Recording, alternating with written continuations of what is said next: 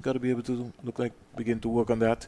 Your thoughts, Mali, in teams, even though West Indies would have won the series, still room for improvement in the batting area. Yeah, good afternoon, Vern, and good afternoon to everyone listening, wherever they may be. Yeah, Windies 2-0 up, but still a lot to play for here today, Vernon. I think quite a few players in that West Indian lineup, also the Pakistani lineup, will think that there's still another 40 overs to play, and we could put in some performances to enhance our reputations and also put us in good stead going forward. So quite a lot to play for. I'm quite interested to see, especially how the West Indies bat.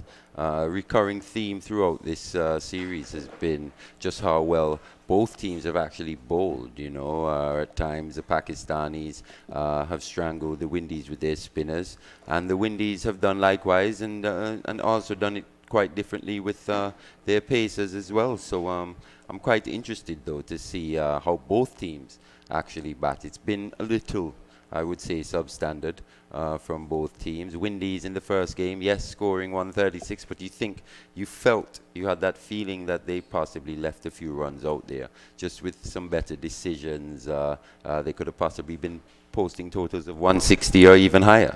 So in pretty good batting conditions here today, I'm interested to see especially how Stephanie Taylor goes about her innings. She's been quite lackluster thus far in the series. She's been, I would say, not necessarily putting in the performances that she would have liked, especially with the bat.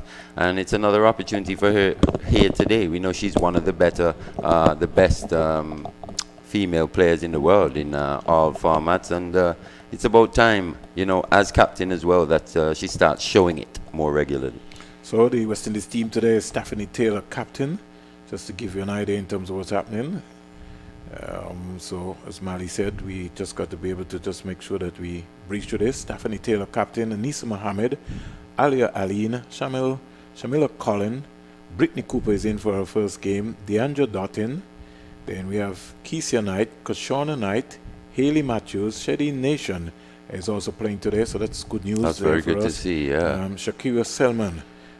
So missing out, we would see Kaiser Schultz, Steffi Sogrim, Mandy Mangro.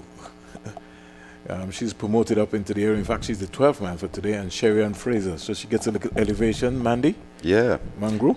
It was quite interesting you mentioned Sherry-Ann Fraser there as well. She didn't bowl in that A-team game we saw previously, which is quite interesting. We saw her take the new ball in the previous two, but today she didn't manage to get a bowl. But yeah, a couple of changes. It's great to see Nation back.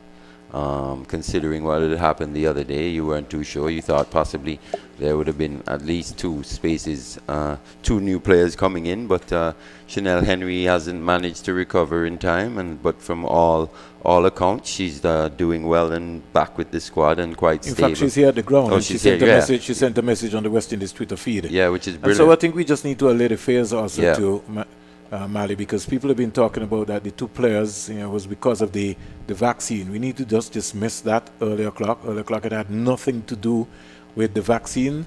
The girls are in good spirit. They're here. The doctors are monitoring them. As you can see, Shady Nation is stepping out today. Yeah, she's back so that's in going to be a good thing. You can give me the Pakistan team, Mali. I know that Javera Khan is going to be leading the way today. Yeah, Javera Khan, skipper, number 7. Muniba Ali replaces Javera Rauf. Iram Javid, number 16.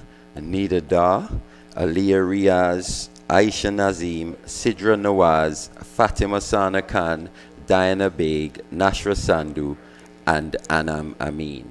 And the 12, 13 and 14 are Sidra Amin, Arub Shah, and Javera Rauf. Well, Mali, we looked at the last major series that West Indies would have had, took part in England, and Dottin was the leading run scorer coming out of that series. Do you remember what position she was batting in? She opened in England. She opened. 11, 4, 63, 38, 69, total of 185 runs. And so you would, take into consideration in terms of Dottin's performance in England.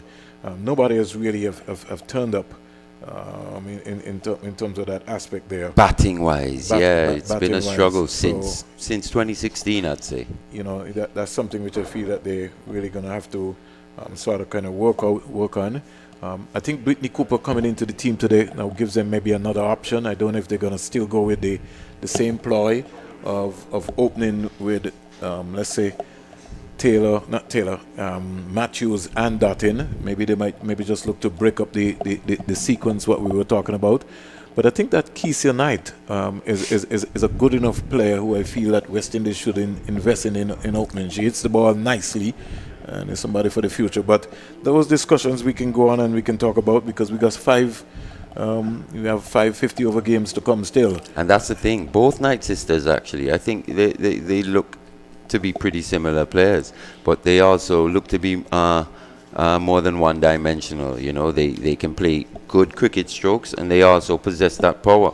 So I think it'll be interesting to see as the games go along, like you say, with the ODI series starting and stuff, just what positions and what batting lineups Coach Courtney Walsh goes with. So leading so far in terms of for the West Indies batting has been DeAndre Dutton in this series. Nobody has really come to life yet in this series. I think the highest score so far, Mali, has been 32. So in terms of the main scores, nobody's got a big half century yet. Aisha Nazim for Pakistan 40.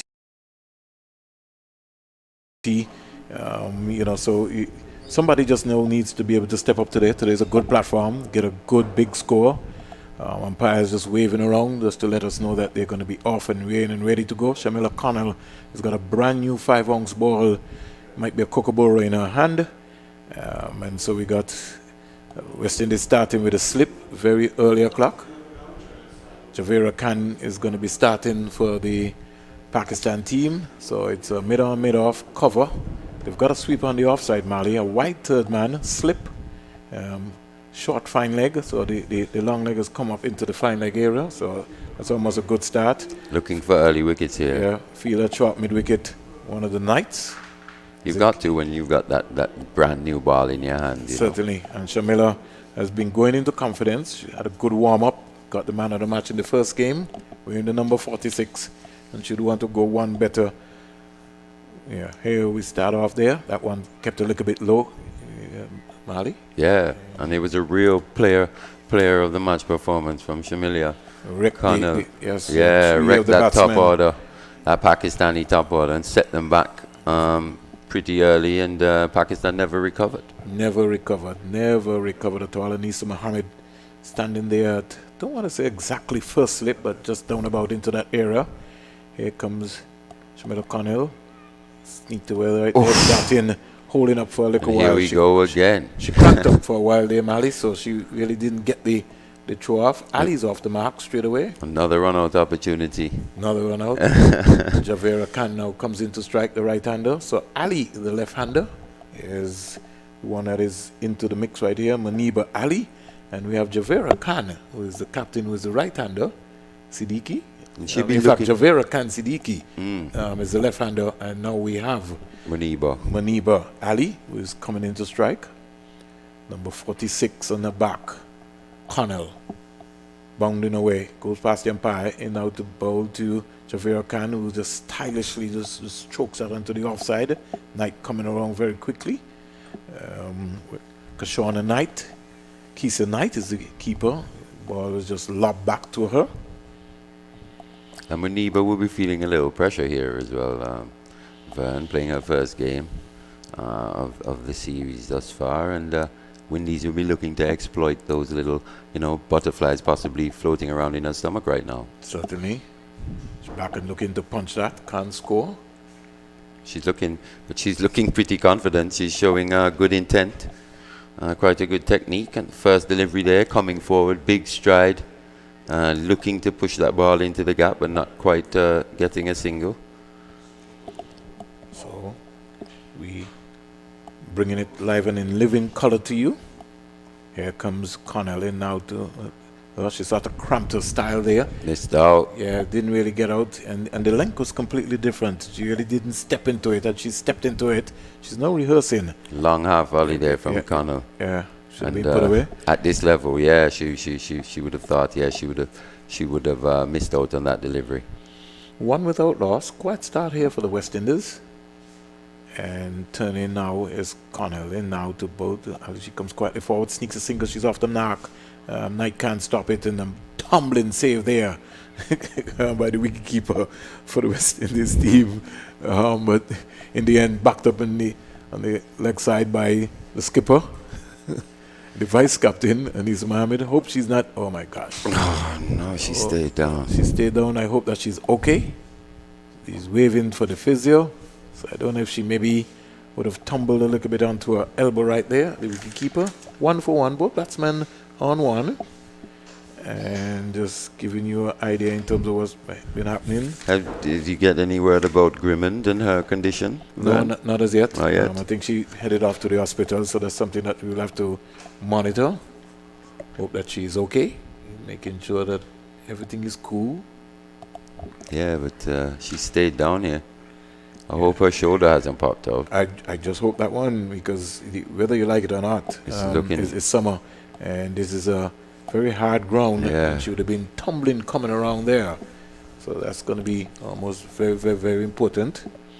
Javera Khan, both batsmen on one, having a more or less a mid-pitch discussion. And Khan as well. You know, we saw it from, if you remember, a couple of months back when we were watching, doing the Sri Lanka games here, and Karunaratne not really leading from the front in terms of his batting and struggling quite a bit. I think it's pretty similar for Javera Khan here. She'll be looking to put in a performance in this final game of the T20I to set up her, you know, to feel better going into the ODI series, because she hasn't really led from the front in terms of her batting.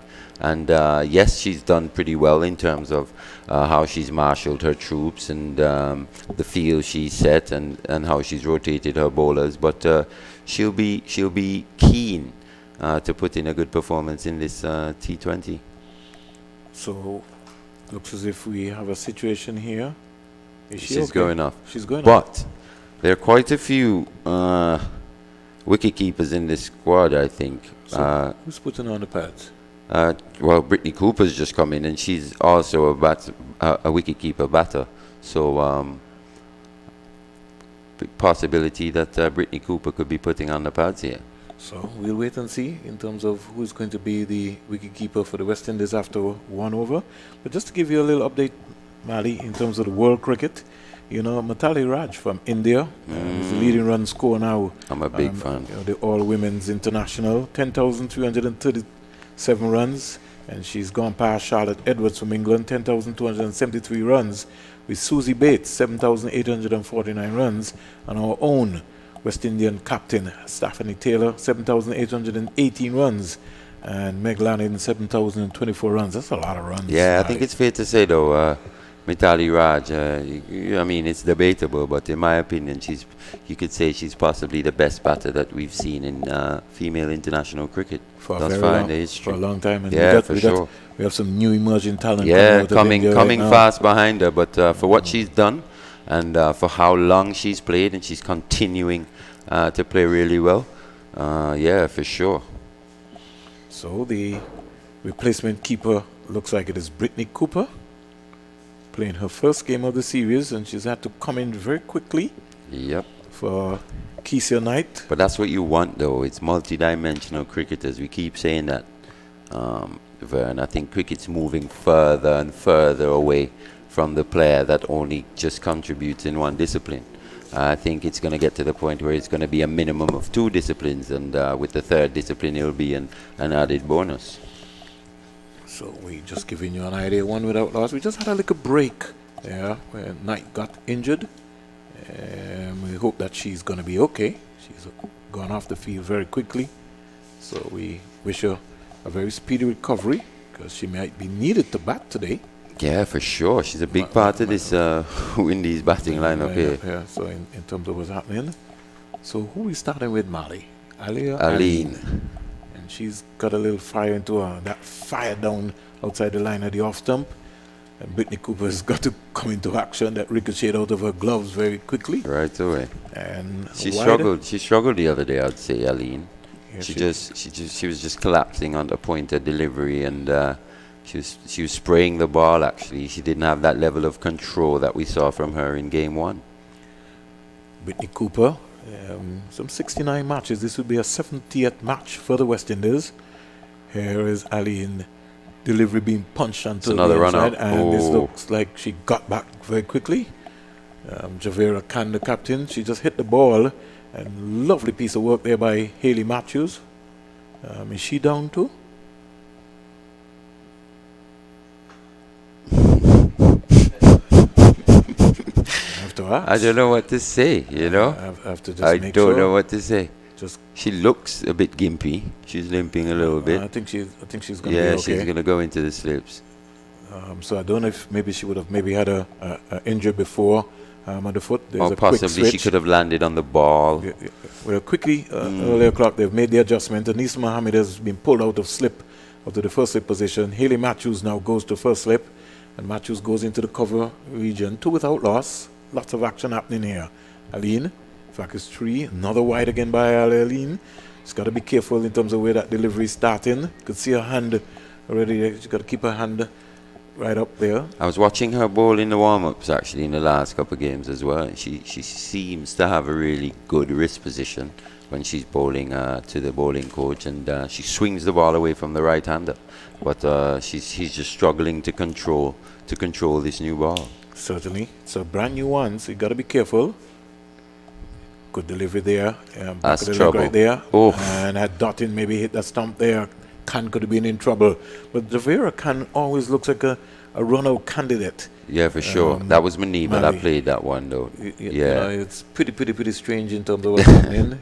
Everyone be thus careful. far in this batting lineup for Just Pakistan looks seems like a run-out oh, candidate. Oh my. To be honest, I don't want to be too harsh, We but don't want to, but the communication is something which I think that they have to seriously work definitely on. need to work on for sure. So, it's going to be a little pretty tough. So we look around now, and who's in strike? It's the skipper Javera. Javera is in strike. Look, are we right, Mali? Oh no, it is Ali. Ali is in strike. I've not got that right. Ali into bowl to Ali. Ali comes quietly forward. Maniba Ali Siddiqui. She's in strike. Number 17. So we got it right. The left-handed batsman. Khan was the one who got off, because remember there were 2 wides. So we getting ourselves sorted out right here to just make sure we pick up everything. 5 without loss. A quiet start here for Pakistan. Lots of action happening here. Here is a big heave into the square leg area, down to the boundary for 4. She kind of just lost her shape. She just decided that she was going to fire at that one. Maniba Ali Siddiqui. Quite aggressive though. Yeah. Good bat speed there. She went at that. Yeah. Once it was into that area, she just decided, listen, I'm going to go at this one. 9 without loss. She goes to 5. And Javera Khan, the captain, is on 22. A long time ago, Mali, way before your time, they used to have a Majid Khan out of Pakistan. Right. He was very, very, very majestic player. Now there's a discussion taking place between Taylor and Aline, but I don't think she could fault herself for that shot there.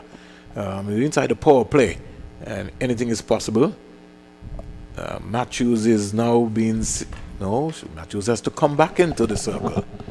In the meantime, she's come out to short, fine leg. I wouldn't be too hard on myself there with Aline for that delivery. No. Right into the area, come back again right there. Bongs away. Is he now to bowl? That's what I was talking It's a about. good delivery. Good delivery. Unlucky. That's the name of the game. Into the boundary for 4, inside edge, down to the boundary for 4. And they don't need to feel, she doesn't need to feel any way about that, because that was a good delivery. And that's what happens on days like these. Yeah, and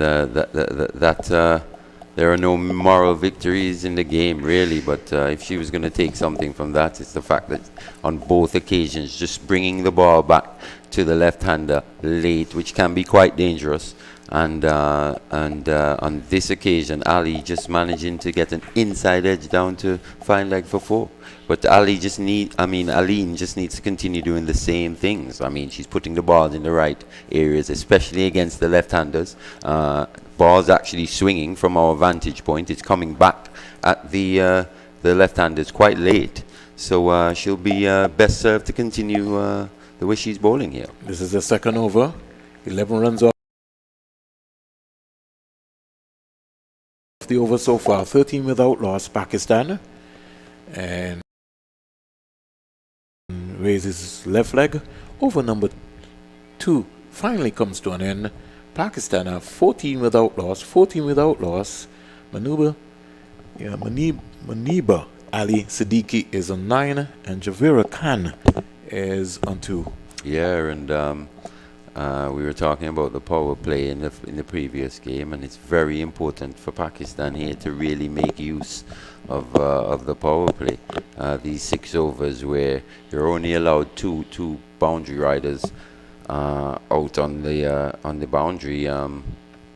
They've got to make it count, because what we've seen in the middle overs, it's when the spinners come on as well, it's quite easy to strangle these batsmen. So they've got to get ahead of the rate here if they want to post a competitive total. Connell from the circle, the Ambrose end into ball to Siddiqui, pitched up, and Siddiqui is driving beautifully square. The sweeper will have a lot of running to do. Who is that there? Hayley Matthews. I think she's cut that one off beautifully. That's a beautiful piece of work there. And they get 3. Yeah. Good aggressive running there by Khan and Siddiqui. Checking out Hayley Matthews to make sure that she's okay. She's coming in now. A lot of work for her. She did a lot fantastic of miles on the legs. there, though. Yeah, she got around. To get around quickly and to get down and save save a single. Really save one run. Might be the run that we can win the game for the West Indies. Every run is crucial. Really, in the end. It now brings Javera Khan, who is on 2. Siddiqui is on 12. Connell just not been able to get the same sort of luck that she's got in the first game, but she's working away here. She just needs to be able to just get something going. Let's find out what's going to be happening. She's up now to bow to Khan. Khan is back and pulling that bad delivery. 4 runs. That's suit up. Too short. And Connell knows it. And that's one thing about the Pakistan cricketers. Anything outside of their range and anything short, they're going to pounce on it. And not that it was a particularly short delivery, but just looking at Javera Khan, the skipper, she's quite diminutive. And it was just a back of a length delivery, and she picked that length really quickly and executed to perfection, really. 21 without loss. Connell into her second over, not for 9. In now to bowl to Khan. There's a P for caught behind. She's out caught behind. Brilliant catch by Brittany Cooper. A toe edge, it looked like. Yeah, it was that wide. She's upset with herself. She pulled off the right glove as if like, why did I have to follow that wide one? But as Mali was talking about, she's short in stature. And so the length there from Shamila Connell was just a little bit outside the off stump. She didn't really get out to it. She reached for it, the bat speed there.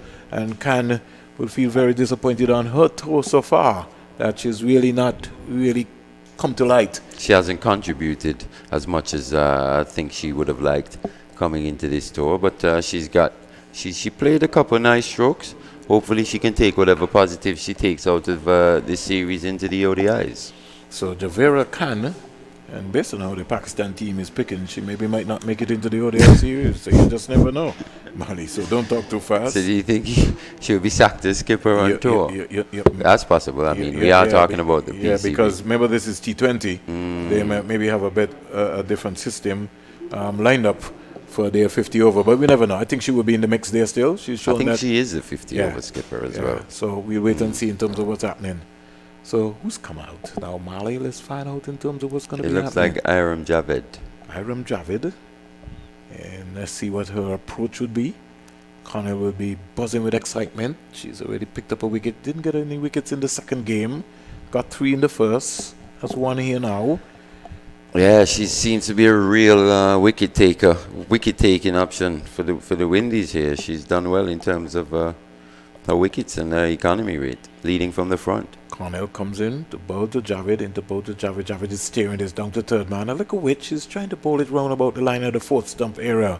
And Javid just playing from right under her eyes, just steered that comfortably down to the third man boundary. And picked up a single, Iram Javid. It now brings our good friend, Ali, fast hands, Muniba Ali Siddiqui. who's just looking for anything slightly wide of that off stump so she can throw her hands through it. So Connor will have to be tight here. Very tight. Just like that. Cracked away down to backward point. Who's there? The one and only DeAndre Dartin, rubbing away vigorously. She got what she wanted there, got a bit of width, but just couldn't quite beat Dottin, who's also a fantastic athlete and all-round cricketer for the Windies. The good thing about Dartin, she's starting from outside the 25-yard circle, moving in, crouches into a stance. Now Connelly out the ball to Manibi Alin Siddiqui. She plays it right up to cover. Can't score. It's a good over. This has been really a good comeback delivery right here in terms of what's happening. So 3 overs been bowled, 22 for 1. Maniba Ali Siddiqui is 12. Javid is 1. And the tallest keeper now out of the entire series, Brittany Cooper. Just walking, coming down to the area right there. Sure, somebody told her today that she'd have to be I keeping. was just going to say that. She would be saying no, not today. Oh, who knows? With the way things were going, she was possibly very prepared. Okay, she certainly looked like that. Didn't make any joke at all. Yeah, she was right in there. She was right on that, on point. 22 for 1. Let's hope with Casey and Knight isn't too bad, though. I hope so. West Indies can't afford any more injuries at all. Iram Javid. I think possibly a good thing. Not that any injuries are ever good, but the fact that you've got your A team here as well, along with the senior squad, is pretty helpful because you can call on some extra bodies to serve whatever roles they may need to. Shakira Selman, she's got some wickets in this business. 48 wickets, best bowling figures of 3 for 23. Shakira Selman. This, I think, in this series will be her 85th game, winding her way up. She gets herself organized, and she starts from the Sir Andy Roberts end. It's going to move in now to bowl to Javid, and Javid is coming forward looking for a single. That's certainly not on.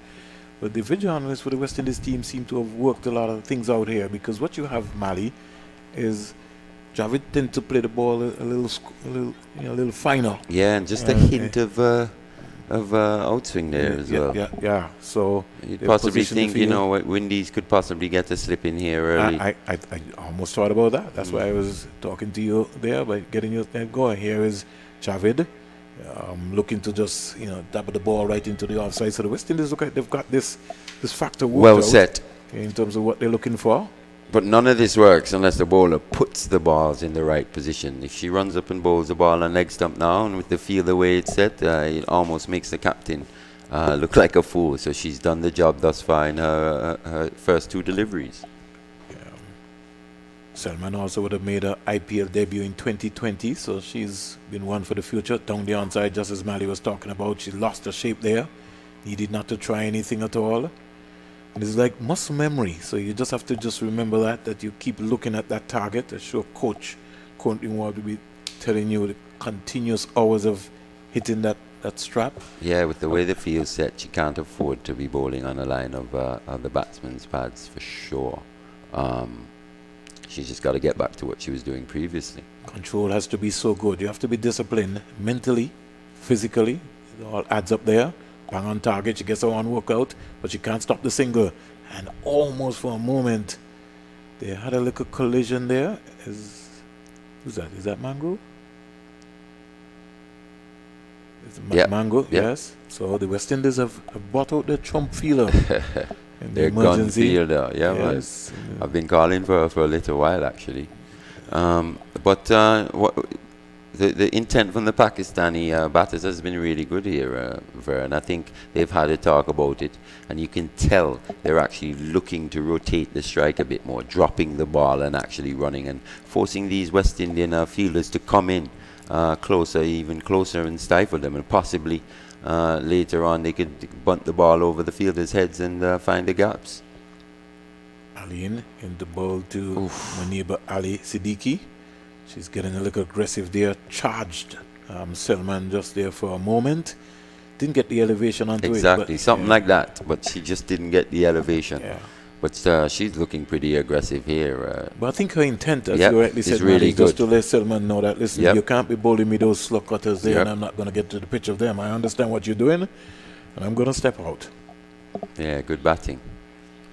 24 for 1. Selman goes past the umpire, and here is Muniba Ali Siddiqui. Is disappointed with that. She was backing away outside the leg stump to try and see if she could be able to heave that one over there, and Selman followed her. Yeah, and you can tell she was trying to anticipate what Selman was going to do there, but Selman was too good, cramping her for room. But Ali's actually showing some good tactics here in terms of her batting. Wide delivery, she gets now and gets a little paddle. So she decided this one that she was going to go outside of her off stump, but because he didn't have any pace on it, Mali, that's how we didn't really get the firepower onto it there. Selman bowled it a little slow. In the end, she still was able to get a single. Siddiqui, she goes up to 13. Javed is 2. 4 overs been bowled here so far. 25 for 1. Selman into her first over. Just cost 3 runs. Count run rate 6.25. Pakistan. And this is going to be an exciting game. We could end the T20 series. We know the West Indies A team lost. They got a clean sweep by the Pakistan A team, and in the meantime the senior West Indies team will be looking to try and see if they can clean sweep the Pakistan senior team, but the Pakistan team might be saying no, not today. And you can see Muniba Ali is actually being quite enterprising. She's moving around the crease trying to knock the Windies bowlers off their lengths, and thus far she's putting a bit of pressure on. She's now having a go at this one, hits this one down the ground, and it will go all the way for 4. Matthews is after it, but in vain. Hits the rope right now. They hold it up 29 for 1. Siddiqui goes up to 17, pitched up, and she decided that she was going to go over the top. Down to the boundary for 4. Connell, 1 for 14 in her third over so far.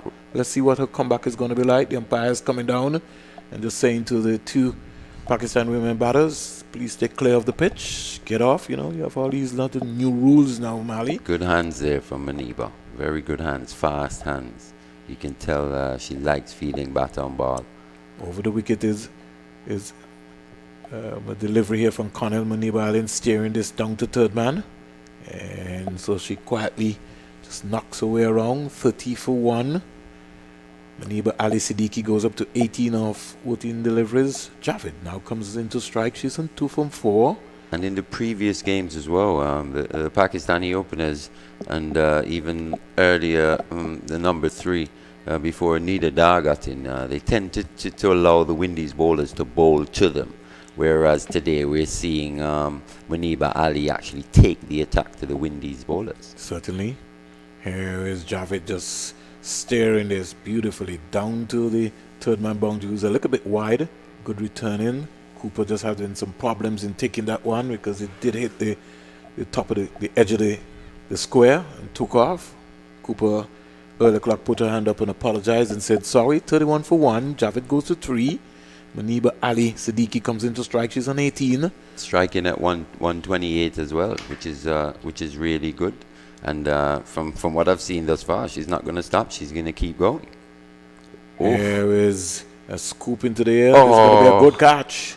That's a wonderful catch right there. Fantastic catch. Muniba Ali Siddiqui will be very disappointed in the way that she got out there. It's almost like it turned her right around. But again, Mali, because there was no lot of pace onto the ball, she had to try to get something out of it. It scooped up into the short fine leg area, and a beautiful catch there by Selman. Seemed like she was through the shot just a bit too early. Good bowling there from Connell to remove the dangerous Muniba Ali. What we've seen from her is she could have been quite dangerous here today. Let's look back at the replay there, Mali. And just as you said, they turned the bat face around. Fantastic catch, though. Beautiful catch indeed. Over her shoulder. Those aren't easy. She made that look pretty simple, but that was a pretty difficult catch. And out comes our good friend, Nida Dar. Neither Dar. Oh, she's such She a class played really player. well in the previous game. Yeah, didn't you she? could tell she's a class player. You could see that sort of ease on her. She's You can not tell a- she means business as yeah, well. but she's not a good runner, and that's just the major issue. And let's see how Javid and Da will communicate, because the communication is going to be very important. And I think it's been a trademark throughout both series. In fact, world cricket for the women's. Well, no, I think in terms of I forgot my train of thought now. Sorry. But yeah, in terms of yes, The running? No, not just the running. The way that they go about batting, you know, they struggle to in this series as well. Every time they threaten to really put the opposition under real pressure, they give it away either with a soft shot or actually it's some good bowling. So I think from both series it's been the same. We saw Renee's boys today, and on this occasion Munib Ali. Connell into bow to Javid. Javid is coming forward, steering this down to backward point. Score remains on 31 for 2. West Indies clapping away. They're buzzing with excitement. They want to sweep the Pakistan team, but Pakistan also will be saying, not today. We're going to try and see if we could be able to stop this clean sweep. Nida Da is key in this situation, isn't she, Vern? Very, very much key. Both with bat and ball, you know, but on this occasion with the bat, she's got to put in a performance again. Loose delivery there from Javed. Missed out completely there. No feet movement at all. So over number 5 comes to an end. 31 for 2. Connell at the end of 3, 2 for 16. More comments from you, Mally Richards, and then it will be the voice of Jack Matthew. Yeah, 31 for 2. Every time Pakistan threatened to really launch, something happens. They either give their wickets away, miscommunication with the running, or an inspired bit of bowling or fielding. So yeah, not really managing to exert the kind of pressure that they would hope on this West Indian bowling attack thus far. You can tell that they've actually gone about constructing their innings a little better today in terms of how they've been rotating the strike, but just losing wickets at critical times. Good afternoon to you, Marley, and Good good afternoon to all our listeners. So we're about to see the start of over number 6. Pakistan 31 for 2. The running has been much better than it was tragically on Friday. And they've lost 2 wickets though. As Vernon has been saying, they're trying to prevent a clean sweep by the West Indies. So we're watching the start of over number 6. The first ball is driven into the offside. Nida Da just coming onto the front foot. I think she is probably the best time of the ball of all the Pakistani players, and maybe the best time of the ball on both teams. On both sides. Yeah, yes, well, she's put her hand up, and she's put her hand up for possibly one of the best players in the series thus far. She looks like the best player definitely on the Pakistani team, for sure. So here is Selman, right arm over the wicket, and it's a good length delivery, and Nida Da is coming onto the front foot, perhaps just looking to turn the ball into the onside, not being able to succeed. And it went back along the pitch for Sakira Selman to pick the ball up. And she walks back to the top of a mark, just having a conversation there with the captain, Stefani Taylor, who jogs away back to her position at extra cover inside the 30-yard circle. It remains on 31 for 2, over number 6 in progress. And here is Selman is in, and this is driven into the offside, goes up to mid-off, straight to the fielder. And there's no chance, the ball traveling too quickly. And so no addition to the score. Selman has been quite good. She's in the course of her second over, and she's conceded only 3 runs so far. Yeah, she's doing really well. So she turns at the far end. So Andy Robertson here, the Sir Vivian Richards Stadium, right arm over the wicket, and Da is going back and cutting this ball down towards the sweeper at cover, and so she gets a run for it. Just going back and playing that one nicely. Ball rushing off the face of the bat. She's off the mark. She's on 1. And Javid on 3 comes into strike on a sunlit afternoon here at the Sir Vivian Richards Stadium. The sun blazing down. We have a breeze with us as well as the palm trees on the western side just fluttering in the afternoon breeze. Selman is in, and it's a ball which is clipped away towards the backward square position. And there was Javid looking for a run, but Dar said no, as the ball was very close to Connell moving in from that backward square position inside the 30-yard circle. So there was danger lurking, and Dar said no.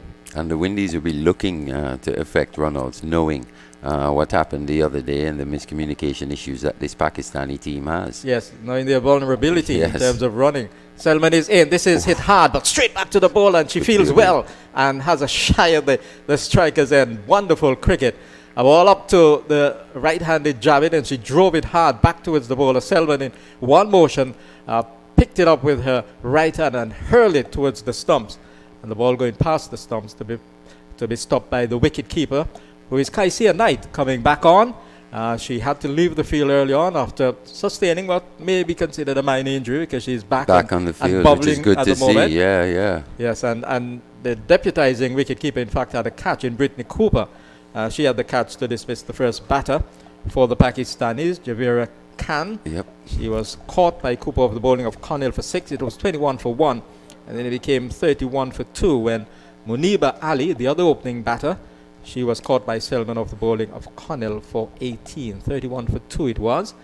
1 run has been added, and that has been scored by Dar, who is the batter on strike now, right-handed, as Connell is in. And this is down the leg side. She has a swing at it, doesn't make contact, and I think there's going to be a signal from the umpire, yes. Outstretched arms of the umpire, indicating that that was outside the line of the leg stump. And we know in T20 and one-day internationals, that is prohibited as far as the bowler is concerned. But the batsmen, they like that. Here is Connell, and it's hit off the back foot into the offside. A mix-up here. Chance for a run out at the bowler's end. And Connell not being able to get back to get the return.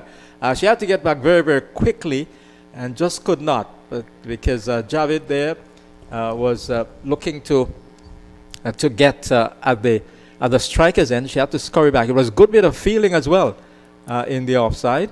And that vulnerability, as you say, is ever present in this Pakistani batting lineup. Yet another run-out opportunity. Yes, I think they commit themselves too early. Yes, that's true. Here is Connell. This is short and hooked nicely down to the backward square position. Beautifully played. It's gone for 4.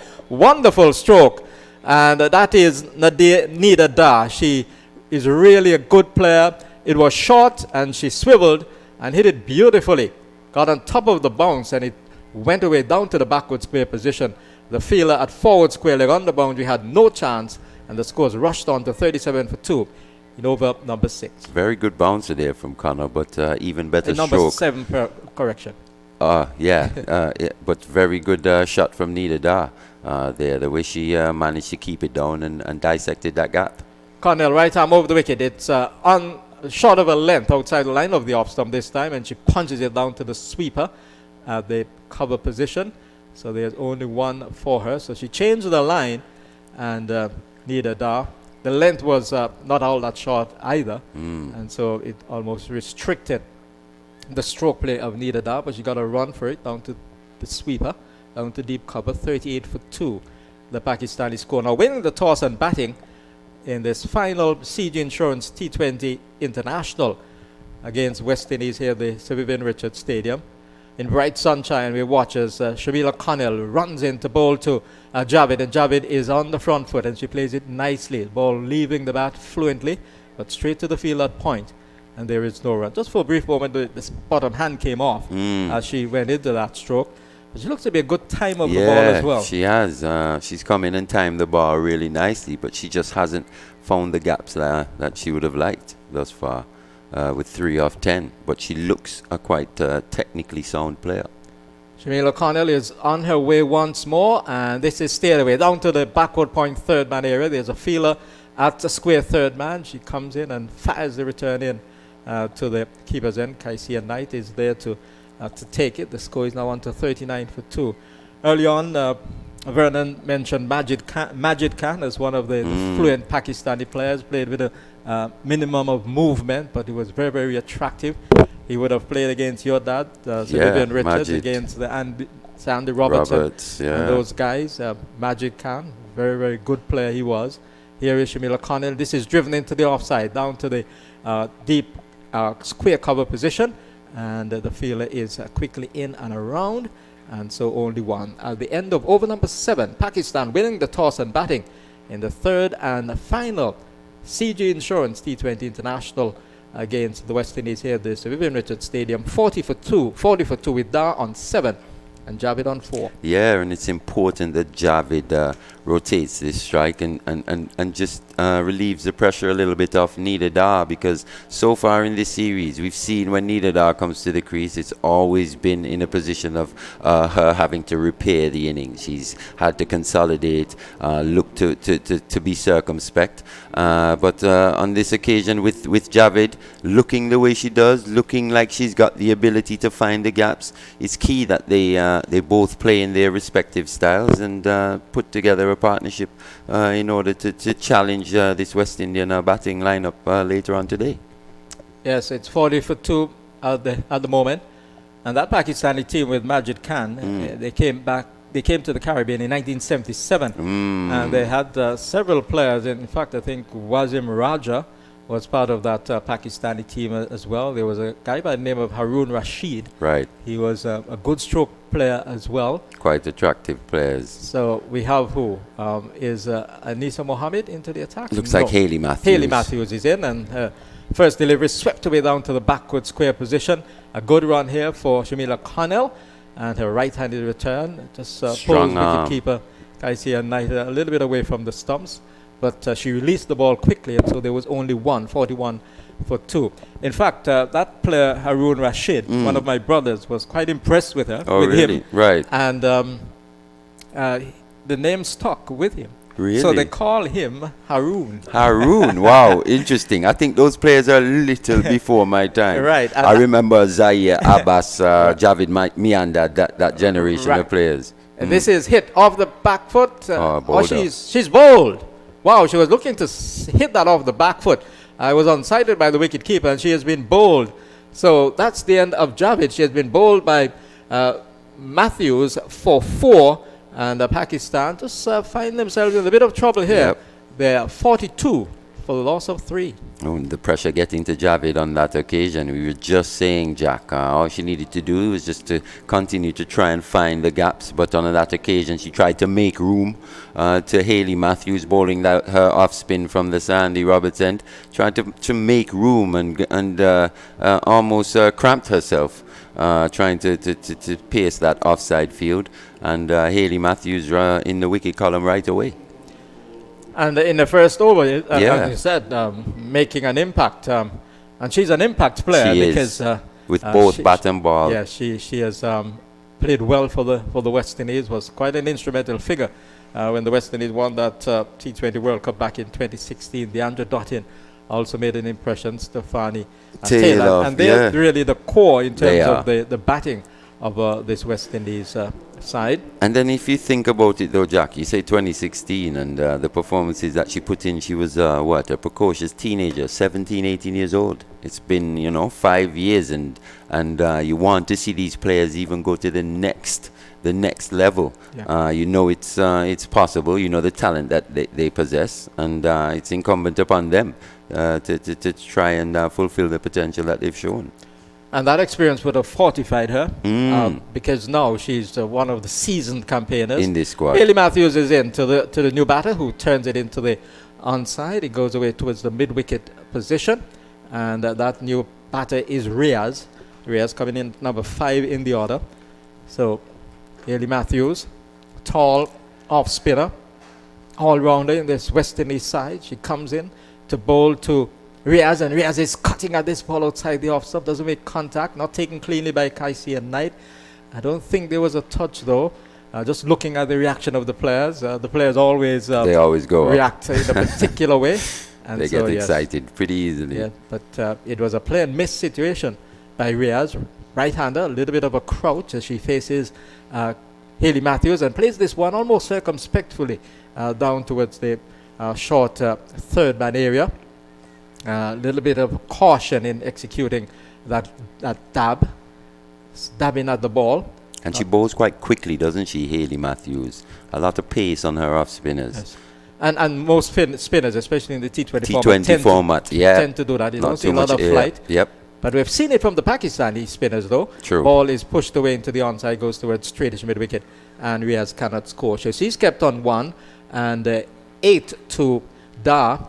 And Pakistan, under pressure at the moment, the stranglehold of the West Indies bowling beginning to have an effect on them, because after, how many overs we have had? 8. 8 overs, 41 for 3 after 8. Yeah, and we saw this even in the previous game, Jack. The Windies really struggling after the power play to really get things going. We saw 2 consecutive maidens, which is pretty unheard of in T20 cricket, be it male or female, and 13 dot balls in a row. So we're seeing a lot of things that we haven't seen in the international females game thus far. There wasn't much T20 cricket when you were playing. No, not that much. Towards the end, it started becoming more prevalent. So Stefani Taylor, the captain, is into the attack. Her first delivery is wide. Foolish length outside the line of the off-stump, much too wide for the batsman to be encouraged, and the umpire calling right away. So it's now 42 for 3. Here is another off-spinner in Stefani Taylor, and it's swept away down to the backward square position inside the 30-yard circle. There was Dar looking for a run, and she was sent back by Riaz because there was danger lurking. Fielder was in very, very quickly to pick the ball up. Here is Stefani Taylor in, and this ball is outside the line of the off-stump. She's cutting and missing. Taylor, 94 wickets in T20 internationals, so she will be hoping to add to that tally and get closer to the 100 mark. She has made a change because the fielder at that backward square position, who fielded early on in the over, has been pulled around to a short third man area. So let's see as she comes in, and it's outside line of the off-stump and very, very wide. So her concentration would be outside the line of the off-stump, but she has overcompensated. She's bowled with quite that a few wides in this series, Yeah. I think. Yeah, she needs to get the line right. She's in, tall off-spinner, and here is a ball swept away by Dar down to the backward square position. There's a fielder on the boundary, and the return comes in several bounces to Kaisi and Knight. And the score has gone on with that single to 44 for 3, and Dar is on to 9. So it has been pedestrian going, especially in the T20 context, by Pakistan. And that's what we were talking about. Dar would ideally love to come out here and really look to put pressure on, but with the fall of wickets, she can't. Taylor is in. This is outside the line of the leg stop and swept fine. A challenging run here for the fielder at square leg, and she does not make the save. It was a despairing dive in the end. Had to cover a lot of ground away to her right from the backward square leg position on the boundary down towards fine leg. And she had a dive, Fantastic but effort. it was in vain because the ball went over the rope. So 4 runs to Riaz. Poor delivery from Taylor on that occasion. Poorly lined. Also just floaty. Just seems like she's just rolling it out. And the batsman executed that sweep shot to perfection. Yeah, so she has generally been all over the place in this over. Closer to the stumps. This is a cutaway down to the short third man position. The fielder, who was switched from backward square to third man, does the fielding. So it's a dot ball. 48 it is for 3. We're in over number 9. So we're nearing the halfway point, and Pakistan would need to get a move on here. This ball is a cutaway and brilliantly fielded by third man, and they get a single. The ball was away from the third man fielder. It was cut fine, and she made a very good save inside the 30-yard circle. So they got a run for it. So the over, in which several wides were delivered by the captain, Stefani Taylor, has come to an end. 49 for 3. The half-century mark beckons for Pakistan, but they would not be satisfied with the overall efforts so far because it has been generally slow going. 49 for 3 after 9. Yeah, and in good batting conditions as well. They'll be a little disappointed with where they're at this point in time. But to see Nation there at short third man running and diving and showing good energy is good to see. Good to see her recovery from the other day. Hayley Matthews is in, and it's pushed down to the long off position, coming nicely onto the front foot. Riaz, who began her count with a boundary, a nice sweep down to backward square, goes further on. The 50 comes up for Pakistan. 50 9.1 overs in 46 minutes. 9.1 overs for the 50 in 46 minutes. So it's Nida Da who will look to stay there until the end. She faces Matthews and sweeps down to backward square. Shabila Connell is around to her right, and the return comes 2 bounces into Kaisia Knight. 1 more to Da. She looks a real good player, Nida Da. Especially in this Pakistan lineup. She's got all the shots. She plays a sweep. She looks to hit the ball through the offside when asked to, and she's a big part of this Pakistani team. A sweep attempted, and it's wide. Ball down the leg side from Hayley Matthews. It's losing her line now. The last 2 deliveries, one was on about leg stump, and this one outside the line of the leg stump, called by the umpire. Scores on to 52 for 3. Here is the off spinner, and Riaz is stepping out and driving, stroking the ball, not quite getting to the pitch, so she could not unleash the full-blooded drive, and so it was a gentle push on the offside for the bowler following through to pick up. 52 for 3 it remains. We're in over number 10 on a sunlit afternoon here at the Sir Vivian Richards Stadium. Here's Hayley Matthews from the Sandy Roberts end, and it's turned away down to the backward square area, and Nisa Mohammed comes away to her left to retrieve, and the batsmen are through for a single. 53 now for 3. And you can tell Hayley Matthews there not wanting to get hit through the offside with those 3 fielders up in the 25-yard circle, so she's bowling a middle and leg kind of line with her 2 boundary riders at deep square and at mid-wicket. She's in outside the off stump, dabbed away, and a chance for a run out. She gets back as Deandra Dottin was quickly around. The enterprising Deandra Dottin quickly around to her left in that backward point position, and Da had to scurry back into a crease. I think she missed out there slightly. You know, she got a little width and just looked to be a bit too cute. Matthews is in, and this is a good delivery, and he beats the fielder at that mid-wicket position, straightish mid-wicket. I thought she got around to that one. Yes, but she just did not go down, as if her back had automatically been frozen or something. Yes, it was an unusual situation. She needs some icy hot. maybe so. I don't know why, but she just did not go down. Yeah, so they got a single for that one. Yeah, and the West Indies lost a match by 1 run. West Indies men, didn't they? Yes. So you have to try and stop everything. Every run is crucial in this format of the game, Jack, that's for sure. 54 for 3 then, after 10 overs. 10 overs to come. And Pakistan will be looking to move along, to try to shift gears here, because they're trying to prevent the West Indies from effecting a clean sweep of the 3-match CG Insurance T20 series, because the West Indies are 2-0 up at the moment. Pakistan winning the toss and opting to bat, and so far it has been a laborious sort of batting performance by them.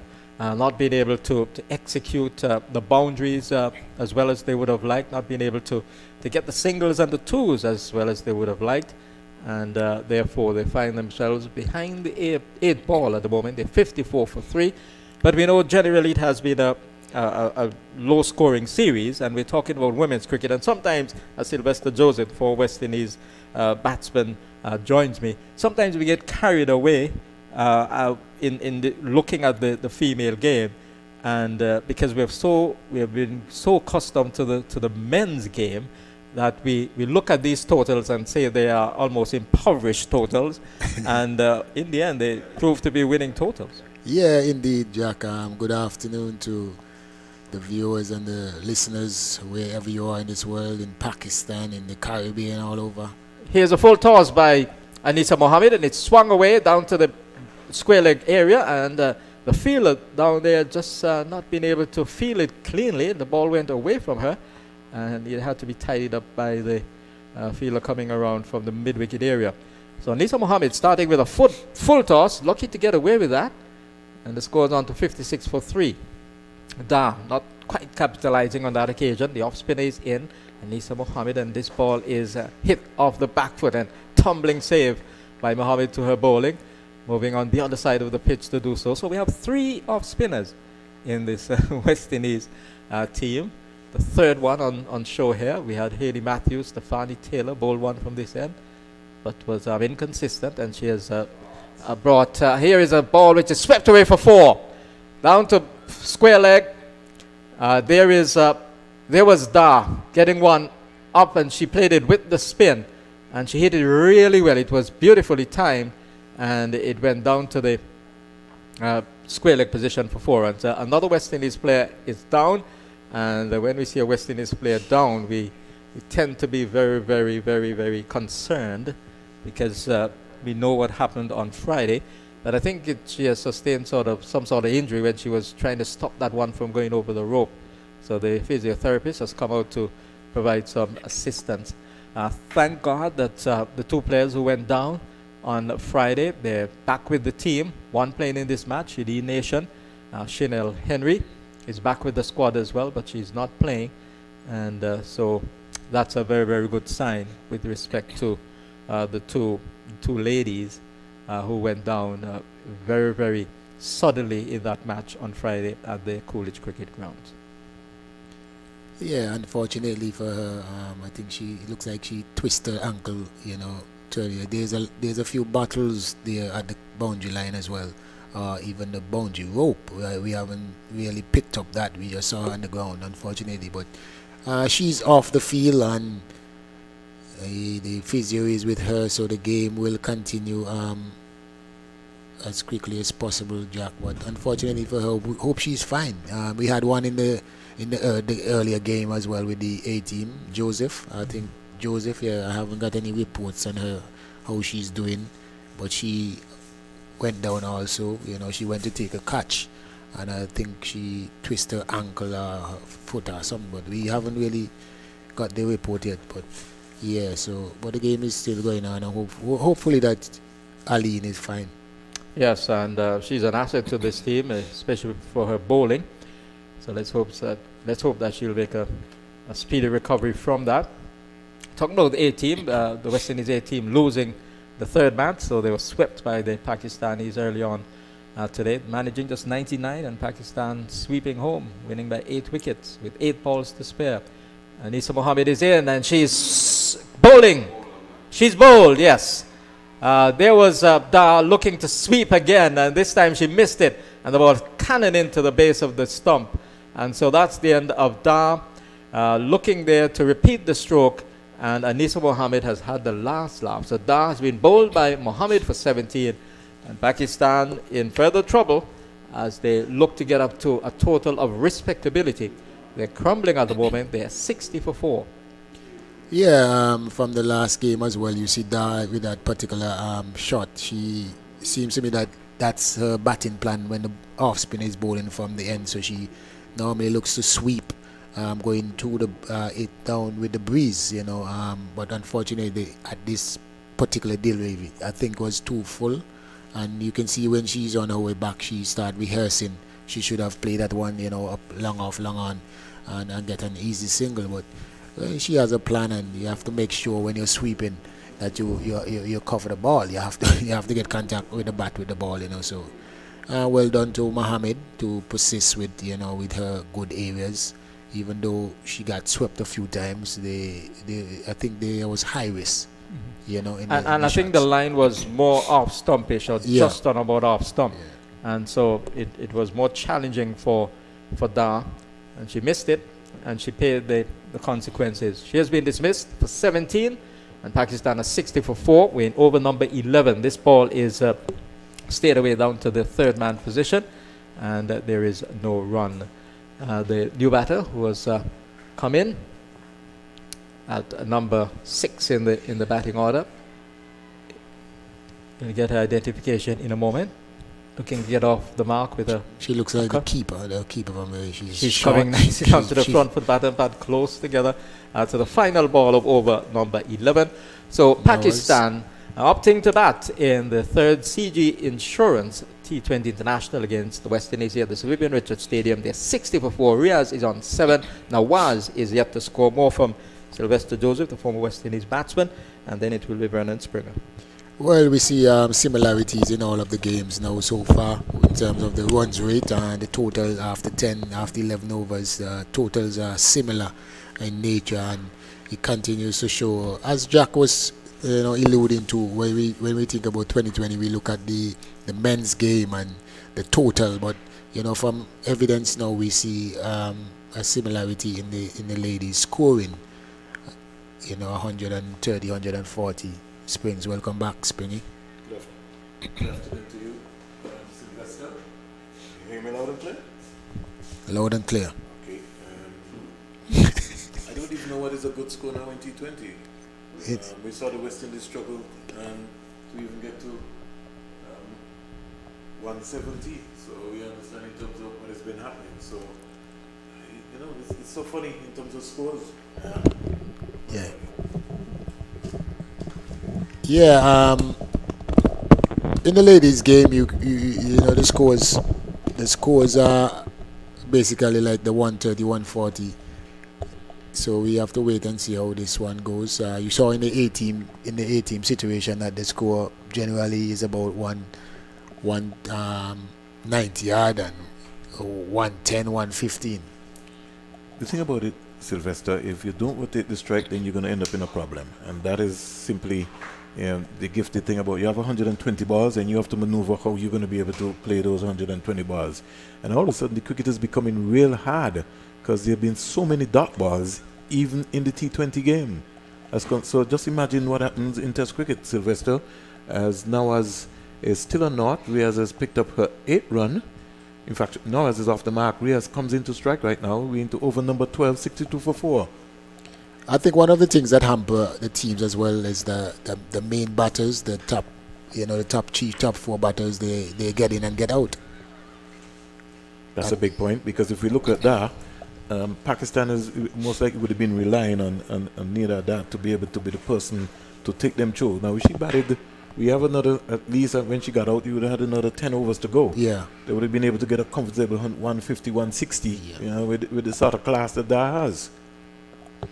Taylor, Matthews, and Taylor in the meantime fighting a way to be able to make sure that she can wrap this team up. They're moving around very quickly with the overs, 62 for 4, 12 overs bowled. And the West Indies seem to be on a roller coaster. They're really hustling around to get in these overs. They maybe want to go and have an early day at the beach, as the late Vincent Deming used to say in St. Kitts.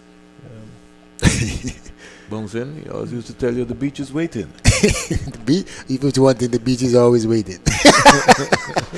but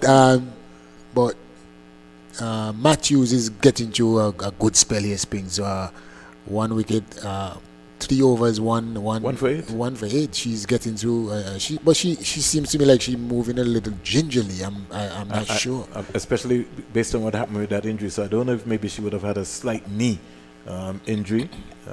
We hope that she's okay. Yeah, when she was in the outfield earlier, I think in the first or second over at covers, she went to feel a ball, and she came up gingerly, and then they changed the field and put her in the first slip. So I don't know if that little nagging injury, is hampering her a bit.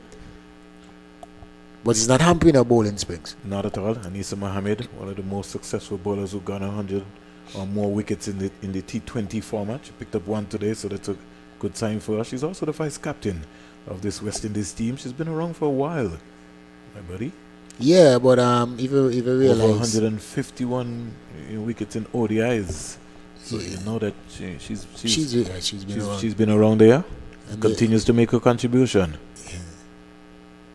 Here is Nawaz hitting this one into the air.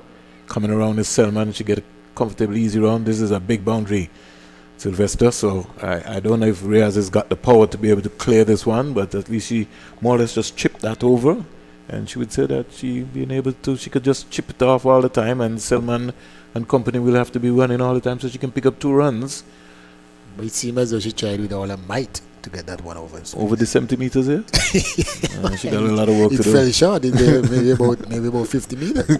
She got a lot of work to do here. Yeah, she has to get into. So I think her advisable thing would be to just stroke it down the ground and just pick up a couple of 2. Of course, because if you play it on the ground there, you get 2 easily. If you play it in the gap, there's no feel at mid-shot, mid-wicket. She don't need to wind herself up, because I don't think she has that power, but she might surprise me. Magnificent piece of fielding there by DeAndre Dotting, coming around nicely. See, our keeper is back. Sylvester.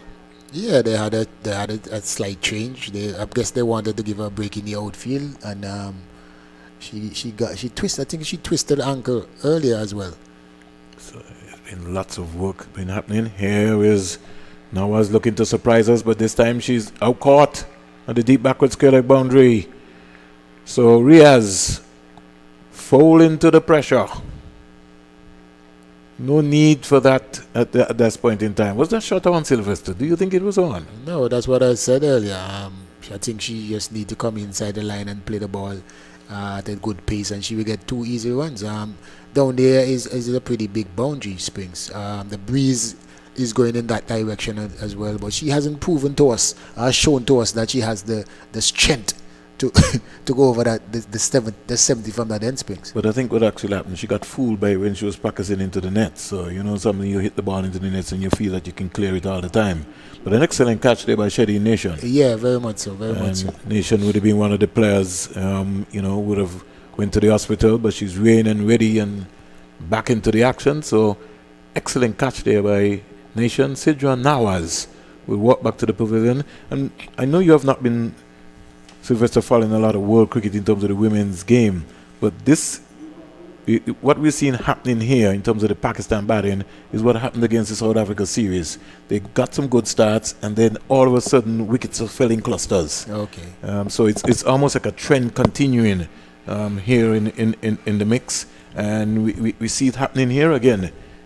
In fact, it has happened for both teams for the two series. So even though West Indies would have won, themselves would also be very much concerned about their batting. Nisa Mohammed is just whipped into the onside, and they're looking for 2. Are they interested in 2? No, I don't think they're even thinking about that one, because first of all, she took a long time to get to the crease there. She didn't make her mind up there very quickly. Whereas?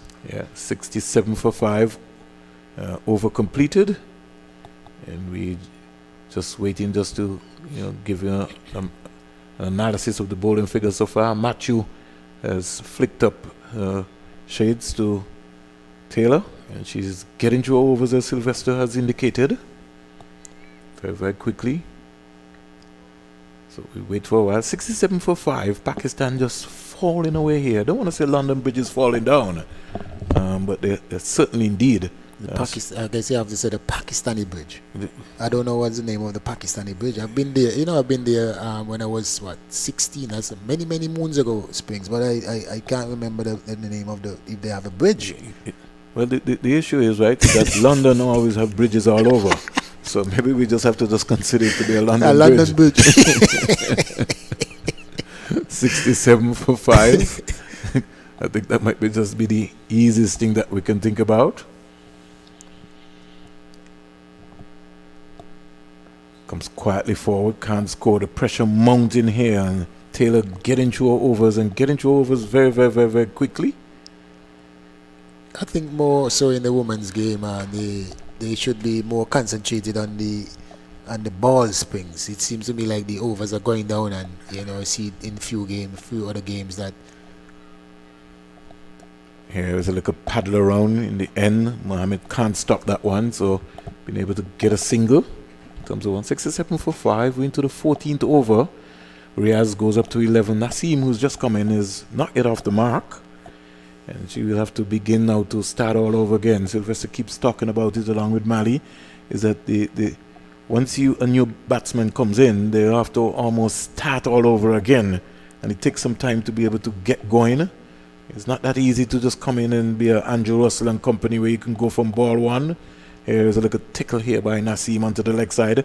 Certainly coming back for 2 runs. Somebody could be in trouble. And if the throw is on target, I think that should have gone to the keeper. I don't know how you feel, Mali. Yeah, I was thinking about that as well. I think she had a better chance, going towards the keeper's end. But that was a very good energetic too. It was just out the 25-yard circle, and put some pressure on the West Indies captain Taylor there. I think it was well placed and well judged. It was the execution to placement. Here is Naseem back and looking to force that, can't score. Now just look at that shot, Sylvester. She was looking for power because There's no one, there's no Yeah. sweeper, so she wants to be able to get through there. Might have been just ideal enough to just play with soft hands and pick up a single single, there yeah. because that's a dot ball. Yeah. We piled in the pressure on 70 for 5. Nasim is on 2. Riaz is on 11. Matthews is into a 4th over 1 for 11. She's in now to bowl to Nasim. Nasim is hitting this down to long on. 1 bounce down to the fielder and get 1 run. So Taylor's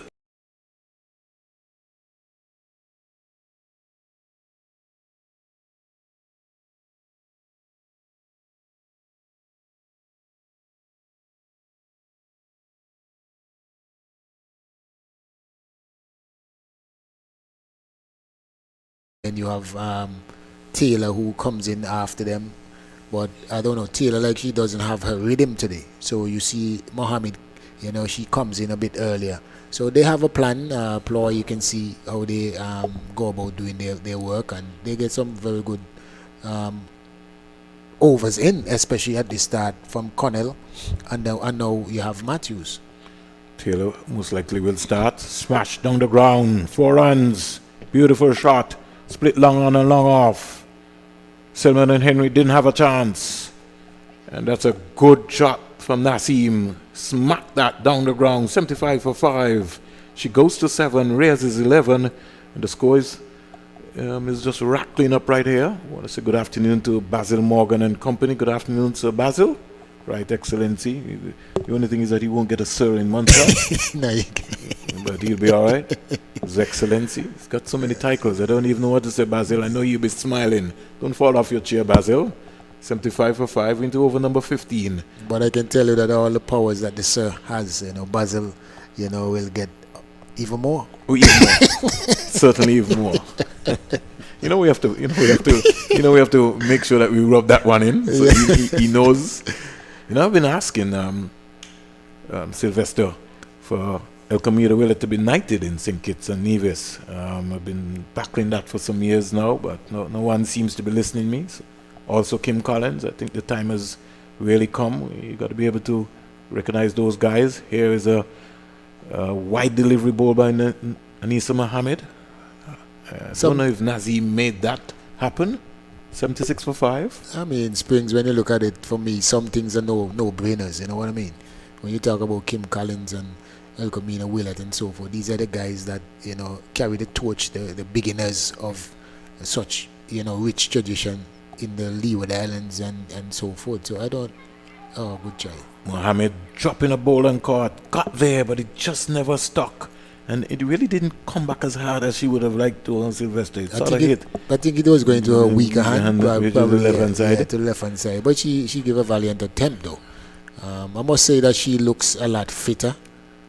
She put in a lot of energy, a lot of work. I remember last year, year before last, she was basically out of the reckonings when it comes to 2020 cricket. The management team back then, they wanted to go to a different direction, but she realized that, and I like her attitude now, and she works on her fitness and come back, because she's one of the best that we have. Riaz driving in the offside. Knight coming out for the sweeper boundary and picking it up 1 bounce, throw into Anisa Mohammed. Score goes up to 78 for 5. This is Mohammed's 3rd over, 2 for 18, so she's continuing to quietly pick wickets up. Nasim comes in to strike 8. She looks like a no-nonsense player. And she is not afraid to go for the big heave, but this time I think that she's done not enough. And Anisa Mohammed picks up her 3rd wicket, as I was talking about that. Nasim hitting 1 down to long on, and Selman taking a comfortable catch. First of all, she looked up as if she was going to lose it, I think because of the shadows here, but in the end, a comfortable catch. And Pakistan, as we've been talking about, Sylvester, just loses another wicket again. Nasim, who's just looking good, back in the hut.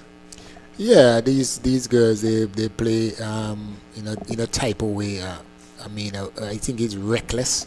When it's not necessary, they take chances. I know it's 2020 cricket and you have to take chances, but some unnecessary chances, because I think they're not really assessing and even study the game situation and see how many deliveries remain in and so forth. Spring. So I think that is the main aspect of the game that I would like to see an improvement in.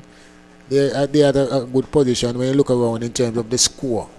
The constant score, as I say, 130, 140, those are competitive scores. And if the amount of balls left with a total 78, I think that score is gettable, but not taking so much risk, because every time you lose wickets throughout the competition so far, throughout the series so far, that is where the over rate and the runs rate and so slows down.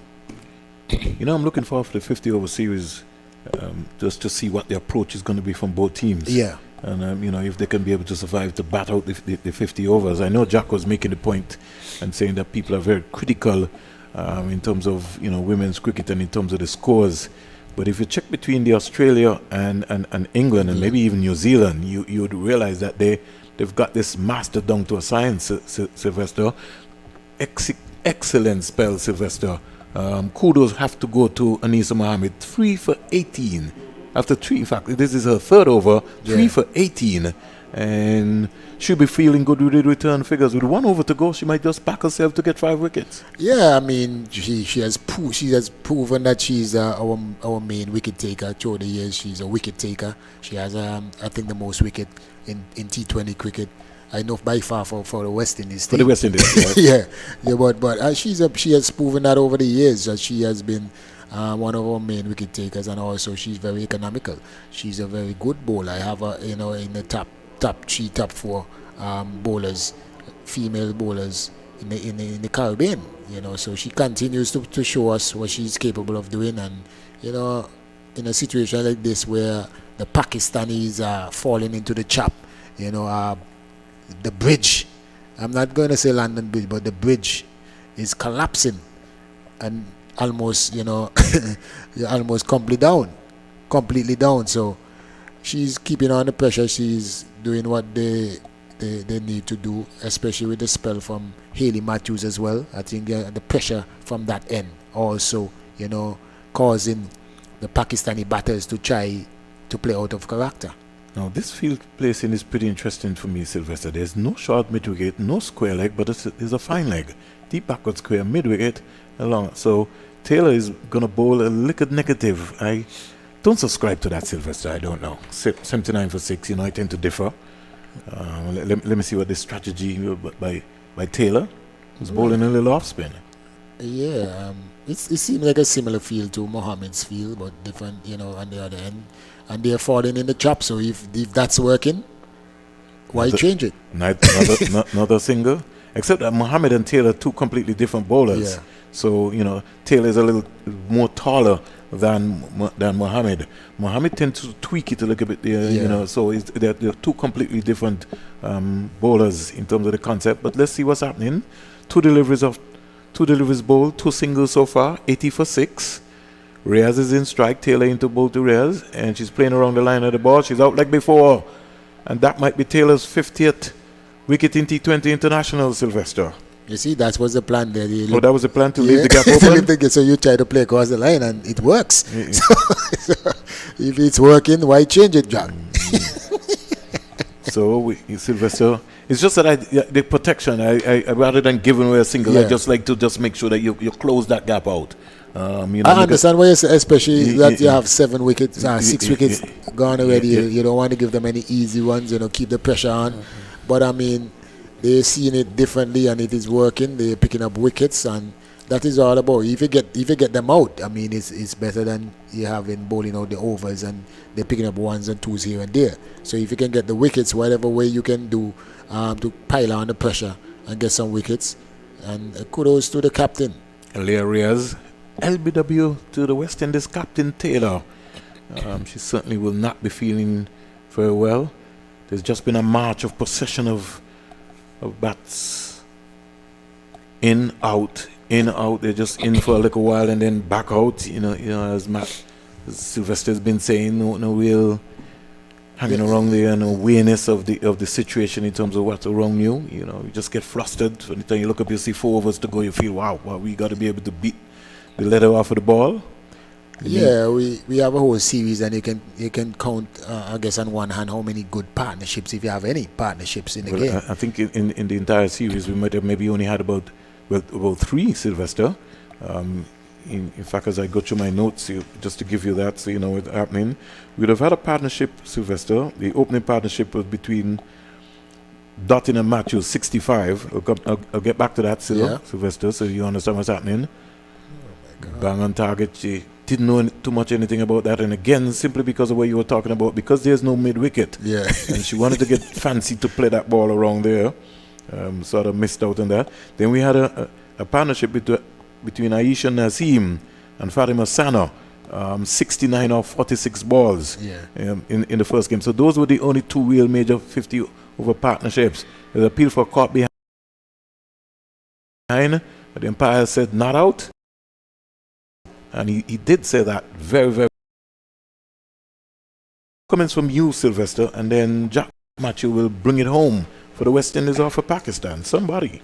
Yeah, I mean, from what we're seeing here, if one thing that we can be critical about is the partnerships, is understanding this game situation and focus more on the balls instead of overs, and that will also help, you know, in them understanding the situation, the rotating of the strike, and you know what is required at that particular time. And so it's one thing that I think that I can be critical of. There isn't the partnership building and understanding the situation of the game. Welcome back, Jack. Thank you very much, Sylvester.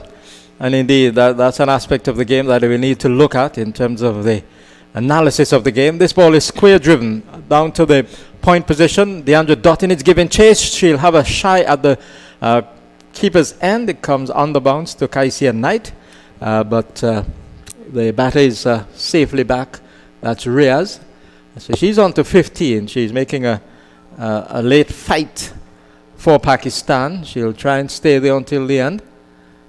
So here is Anisa Mohammed looking for wicket number 4. She's in, and here is Riaz driving up towards the mid-off position. The ball not timed as well as she would have liked. Shamila Connell runs in and denies the batter a second run. So she goes on to 16 with that single, and Pakistan are now 83 for 7. 83 for 7. This is over number, 17 in progress? Yeah. Over number 17. Here is Nisa Mohammed, the off spinner. And this is hit in the air, but well short of any fielder.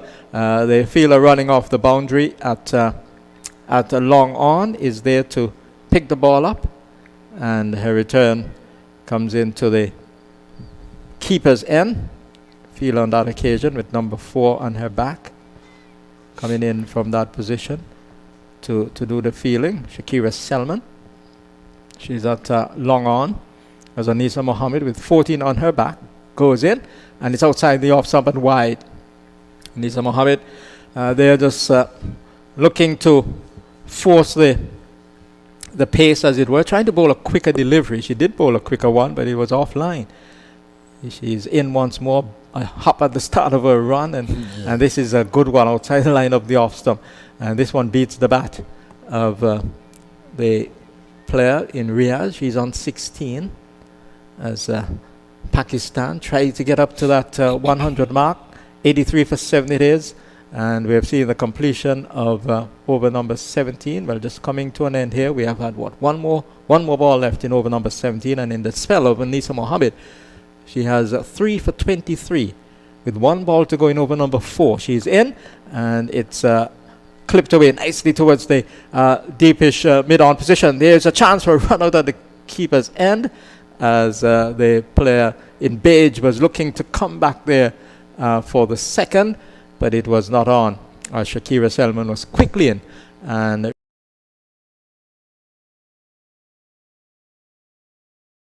released the ball rather quickly. We've had 17 overs completed. Pakistan opting to board, and we never know. The West Indies got 136 in their first match, and I think 126 in their second, something around there. And so Pakistan, if they get up to 100, maybe 110, could well be fancying their chances batting for the first time in the series. Well, batting first for the first time in the series. Well, it's going to be a different challenge for the West Indies women's team. batting second or chasing, you would say. But I think with the target in front of them, the batters for the West Indies team, they're looking good touch. They have been stroking. They've been, not being. Here is Stefani Taylor with the first ball of over number 18. It's stroked down to long off. And an easy single picked up there by Pakistan. They're now on to 87 for 7. Yeah, the batters for West Indies team, they look in control most often and that. Page is now on strike and she's looking for single. She has to scurry back in as Deandra Dottin moved menacingly from that backward point position. She was quite close in once the ball had come from the outer face of the bat of Page. Page was looking for a run. Stefani Taylor misses her run as she was about to deliver.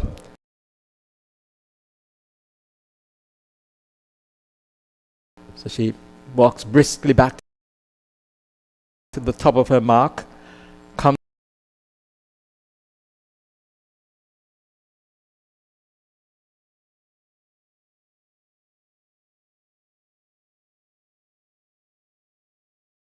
it hard, and she went down very quickly away to her left. Look.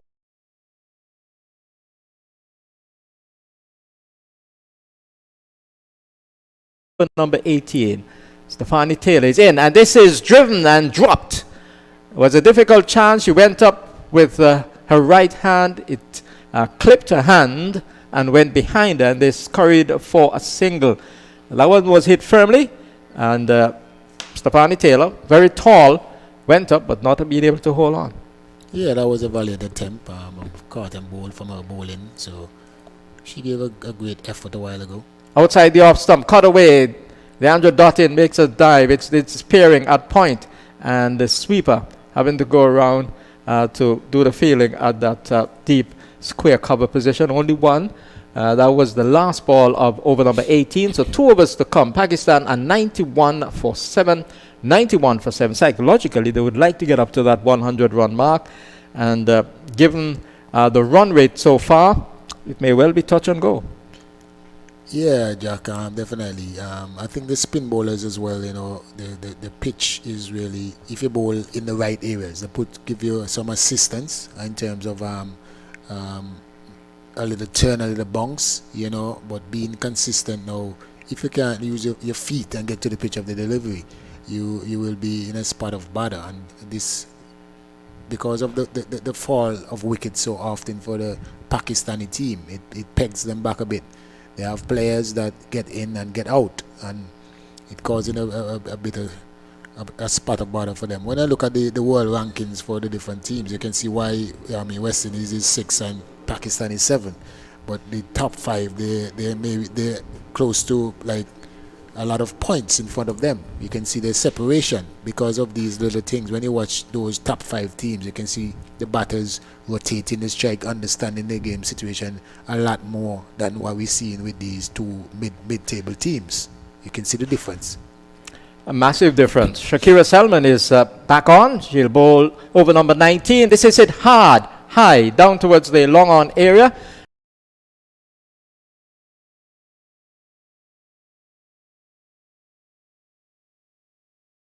And only a single.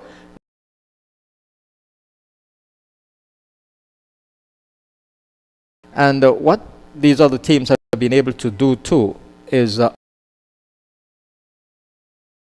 obviously to practice and to implement the things that save. They're looking for the second. They will not go for it as Brittany Cooper sends a return to the bowler's end. A good return on the bounce to Shakira Selman. So obviously, they, in terms of practice and repetition and so on, you could see that within the Australian side, within the England side, and so on. And so that is something that the West Indies and Pakistan and so on, perhaps they would need to look at and try and implement. This ball is coming off the edge of the bat and goes down to third man. A long run here for Anisa Mohammed. She won't be able to pull it back.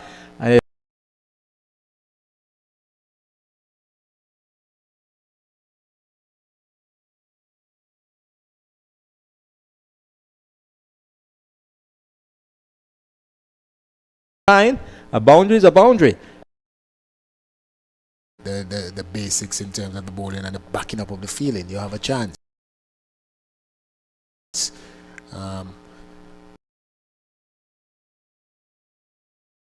But Here is Kelman, right arm over the wicket, medium pace, driven into the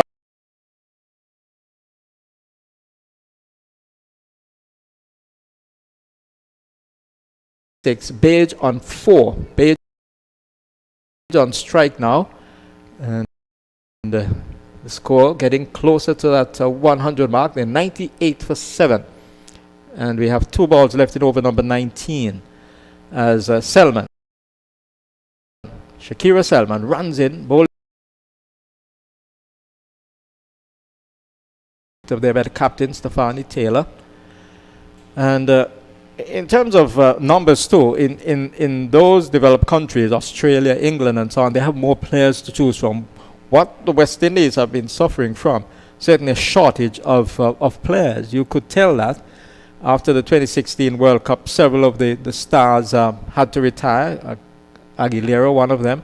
This ball is driven into the onside, and here is Mangru making a shy at the bowler's end and not being able to effect the run out. Shakira Selman seemed to have been hit. She's down, suffering a painful blow on some part, maybe part close to the knee or the ankle or whatever. And she's down, and she's getting some assistance there from one of her teammates. So the 100 coming up for Pakistan, 100 after 19 overs, 100 for 7. So psychologically they would be happy with that, and we'll be hoping that whatever score they finish with, their bowlers will be able to put the West Indies batters under pressure and create a situation where they can squeeze a victory in this series and prevent a whitewash.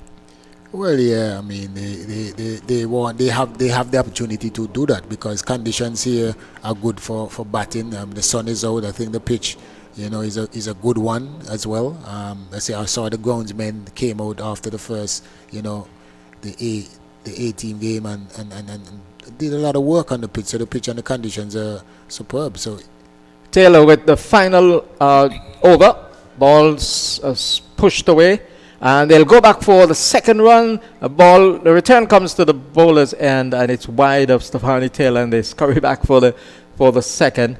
So Reyes collecting a couple on that occasion. She's on to 29, it looks like. Yes, 29 is Reyes, the top scorer so far in the Pakistani innings, and certainly will be the top scorer. She's on 29. She's giving her the charge now. Hits it down into the mid-wicket region, into the hands of the field at mid-wicket, and Reyes departs.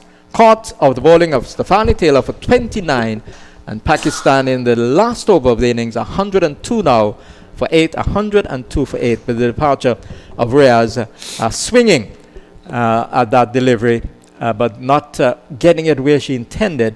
She got it straight to the fielder at mid-wicket, and it was a regulation catch. Reyes caught by Knight, Kishona Knight, of the bowling of Taylor for 29. Pakistan 9 down at the moment.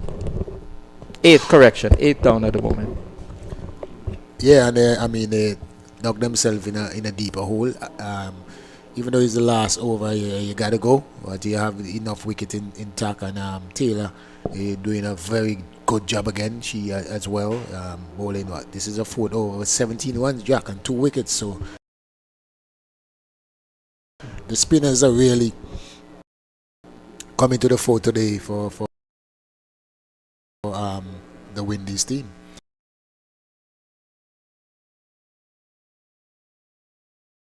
Stefani Taylor the charge on that occasion. She has just come in, or is it Page who has been dismissed? But she has been stumped by wicketkeeper Kaisia Knight, giving the bowler the charge, missing it, and Kaisia Knight just having the bails off in a flash with the batter well short of her ground. That's Page. She has been stumped by Knight of Taylor for 5, and Pakistan 102 for 9 in the last over. And just like that, Taylor is on a hat trick. Yes. Just like that, Jack.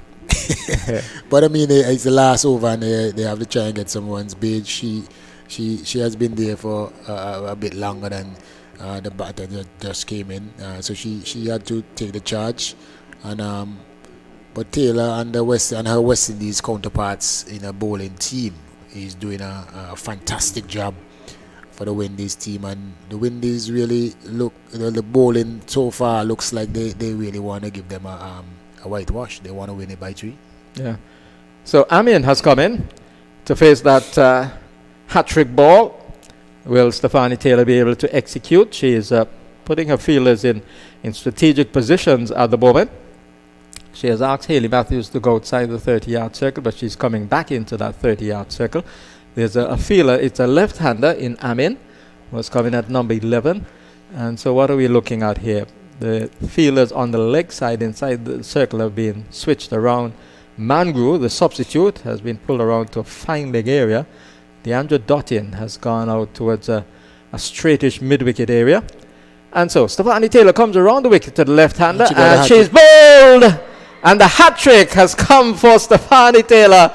She has effected a hat-trick as Amin was trying to swing that away. She missed it and was bowled. So Taylor has completed a hat-trick, a rarity in cricket. And so she celebrates along with her teammates. A hat-trick for Stephanie Taylor. And Pakistan have been dismissed for 102. 102 of 19.4 overs. And the West Indies would really be fancying their chances of making a clean sweep of the CG Insurance T20 series against Pakistan. Indeed, and well done to Taylor. And just like that, Jack, she got a hat-trick. And then she never thought about when she woke up this morning that she's going to get a hat-trick. Yes. What she did, and especially when she started out, because she was rather wayward in the first over. She pulled herself out of the attack, and then she has come back, and she has performed a hat-trick. Yes, when she woke up this morning, probably that was not on her mind. Cricket would have probably been on her mind because she's a captain of the West Indies team. She would be looking forward to the West Indies performing a clean sweep of this series, and they have a chance to do that. But certainly a hat-trick. I don't think many bowlers going to any particular match thinking along those lines, because it is so rare. Yeah, and especially you said cricket, but yeah, it's cricket. But when you talk about 2020 cricket, it is even more rare Yes. to get that somebody gets a hat-trick.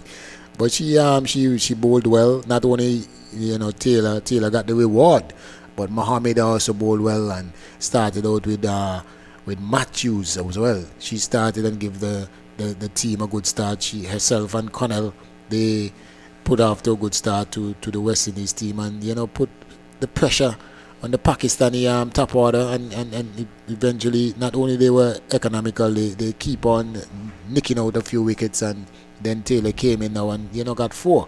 So it's a good overall performance by the West Indies bowling attack and also the fielding team.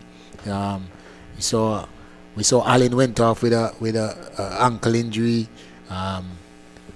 Matthews was hobbling a bit, so it's a series where they're really putting in the hard work. They're throwing themselves about on the field, and as a West Indian fan, I'm pleased to see the energy and the effort that the women's team is putting in, and the joy that they're bringing basically on the West Indies face. As I said this morning, we had a bittersweet bitter. I know if we can get a sweet, it will be good for us. Yes, and it would be, I suppose, equitable in a sense, because Pakistan would have enjoyed a 3-0 sweep over the A team, the West Indies A team. Yeah. And then if the West Indies senior team were to complete a clean sweep over Pakistan, it would certainly be equitable as far as the results are concerned. So Pakistan 102 all out. The main scorer has been Riaz. She got 29, 18 from the bat of Siddiqui, and 17 from Nida Dar.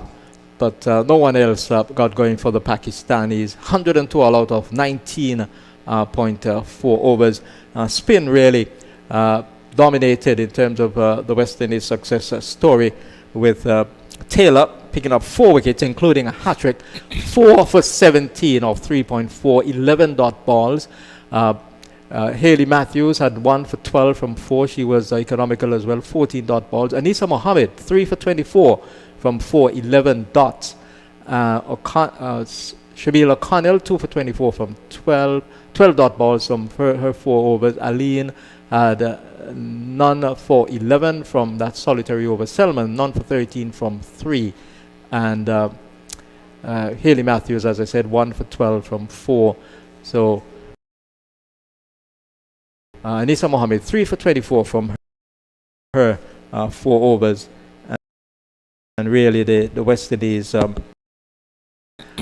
against the Pakistanis, again stifling the Pakistani batsmen.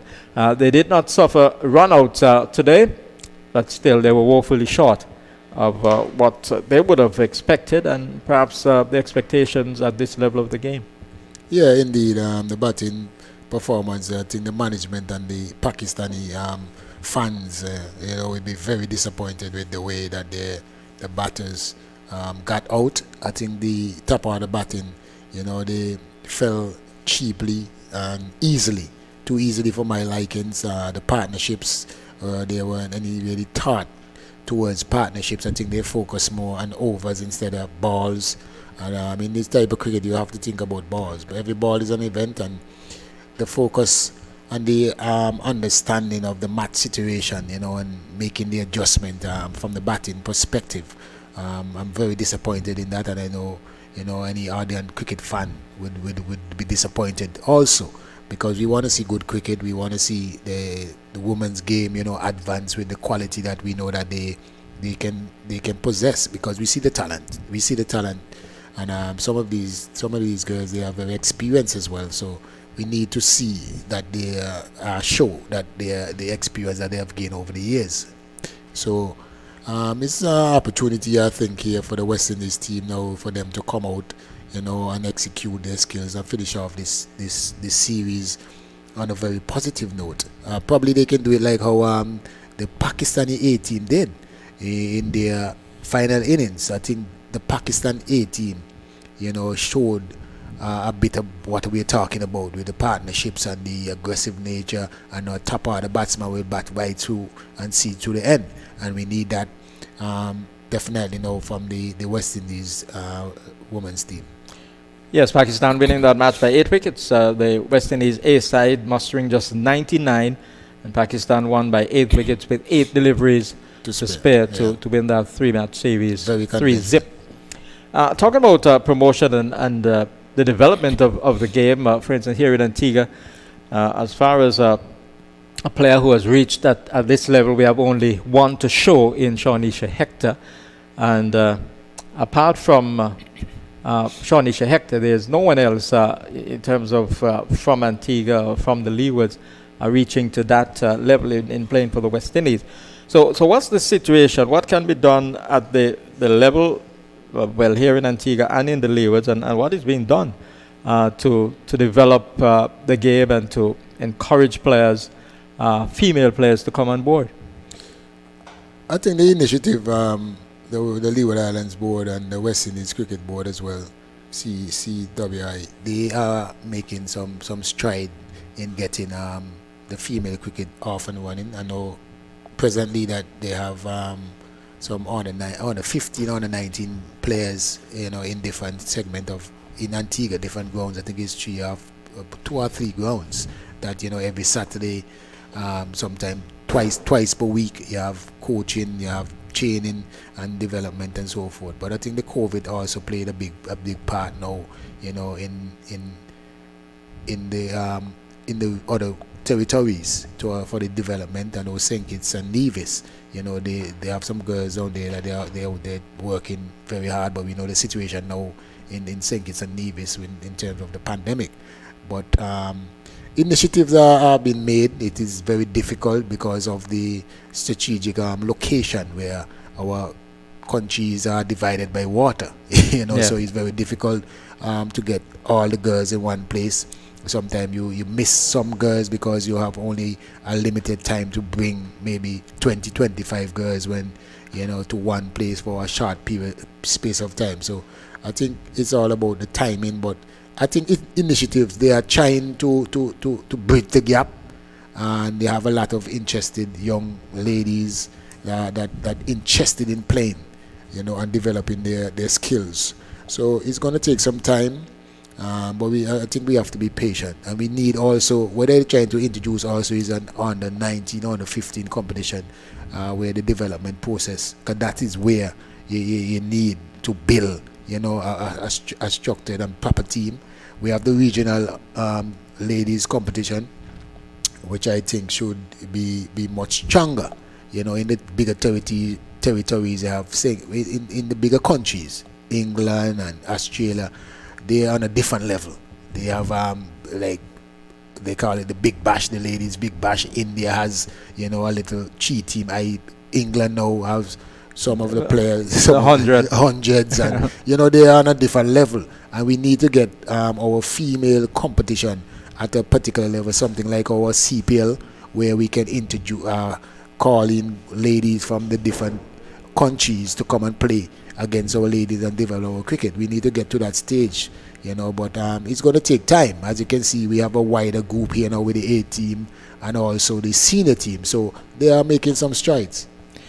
And I was about to ask you about the interest level, and you alluded to that there is some degree of interest, but how widespread is it, especially about among young players? We know when the softball cricket tournament took off here in Antigua, a number of females came on board of all ages, and it really skyrocketed in terms of the interest and the participation.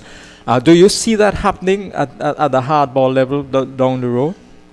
Yeah, as I said, they have a few areas that they're working with the young ladies. I think it's competition, because you're just training and not having competition. It's kind of dejecting sometimes. So they can learn more by playing. When you're coaching and maybe have a 2-hour session in the nets, however, it's different than playing the actual game. Just help them, just allow them to go out and play, especially from a young age. We did that in the kiddies cricket for the youths, for the young men, young boys, kiddie cricket, and they have the grassroots cricket, and these guys, develop a lot and develop quickly.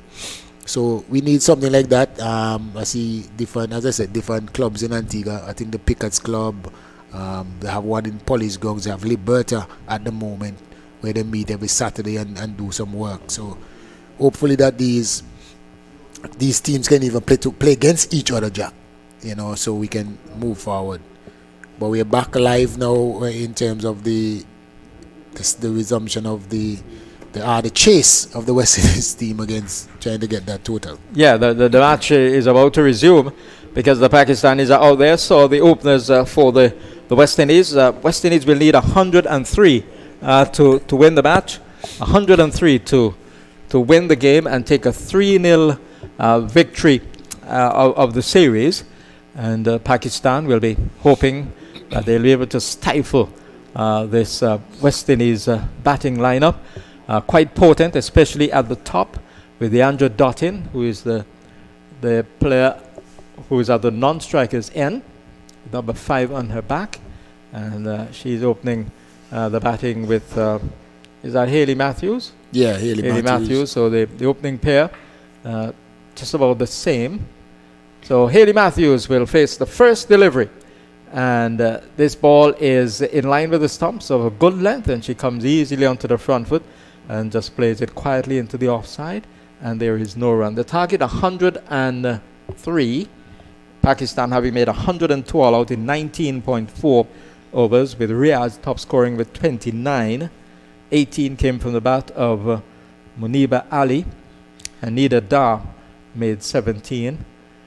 So no one really got any score of substance in the Pakistani innings. So we're watching as Beige goes in and pushed away into the offside. They go for a quick single. The return comes to the keeper's end. Ball hitting the stumps. And there was a loud appeal, especially led by the wicket keeper. But the umpire said not out. umpired that square leg position. Who is that square leg? You know the umpires in this one? I know we had two Christophers on Friday. I did not get the name of the umpires for this game. Looked to be two different umpires. Not sure. Yeah, two different umpires. We gotta get the name right now. But DeAndre Dottin got home, so she'll be on strike. 1 for no wicket. The West Indies. They need 103 to win the match, and it's Beige who is on her way. Right arm over the wicket, bowling fast medium, and DeAndre Dottin is across her stumps, suggesting there just momentarily of maybe whipping the ball through the leg side, but deciding to play very much with a vertical bat, and it went on the onside of the pitch to be picked up by the mid-on. So Beige, in the course of the first over, a ringer fielders on the offside. There's a short third man, a backward point, a cover, an extra cover, and a mid-off. On the onside, there's a mid-on, a square leg on the boundary, and a backward square, short fine leg area. This is steered away nicely by Haley Matthews, down to by DeAndre Dottin, down towards the backward point position, square third man area, and they're going to rush back for the second. Haley Matthews is venturing forward there, out of her crease, looking for a possible third, but he wasn't on. So 2 runs to DeAndre Dottin, just deflecting the ball away, guiding it down to the backward point area for a couple. She's on to 2, Matthews on 1, and the West Indies are 3 for no wicket in over number 1. Yeah, I think Haley Matthews is not moving as freely as I saw her in the previous games. I think she has, just a little niggle. But I thought that was, if she was fit, that would be 3 easy runs. Beige is in. This is down the leg side, and DeAndre Dottin has a swing at it. Misses, taken by the wicket keeper.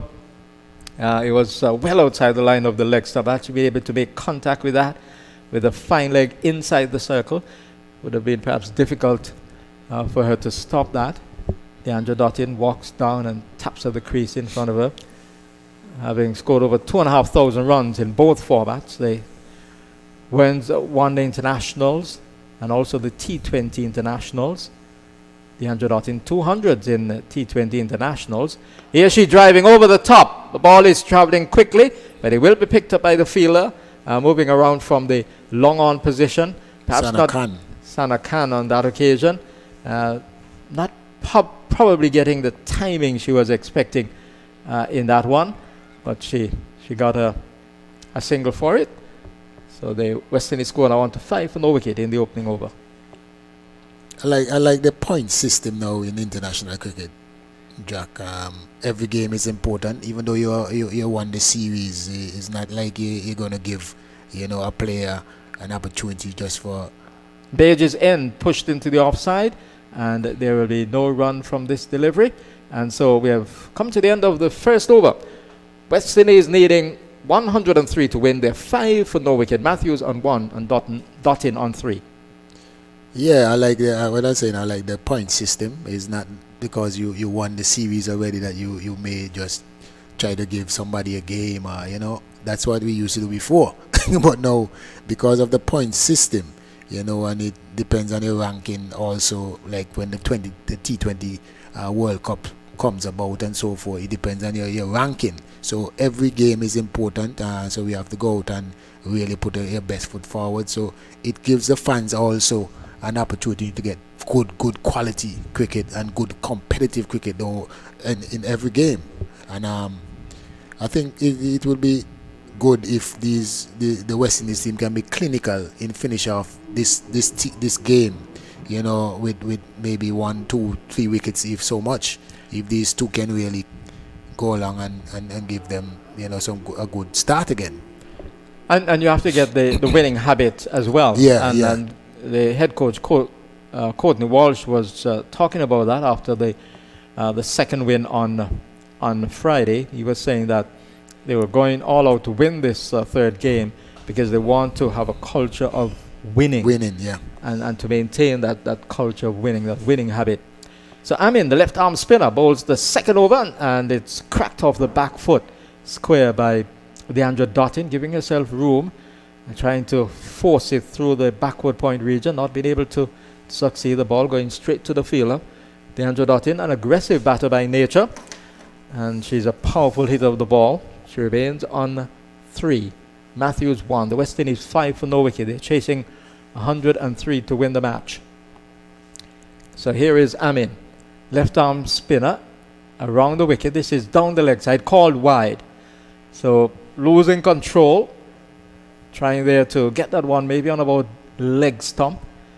But pitched outside the line of the leg stump. Taken by the wicket keeper. Here is a ball which is clipped away towards the forward square leg position. He'll get a single as the fielder at short fine leg having to come around, and the single was there for the taking. So Dartin is on to 4. Matthews on 1 comes in to strike. The West Indies 7 for no wicket. A rather sedate start. There's not a requirement to be explosive at the start because it's not a massive total they're chasing.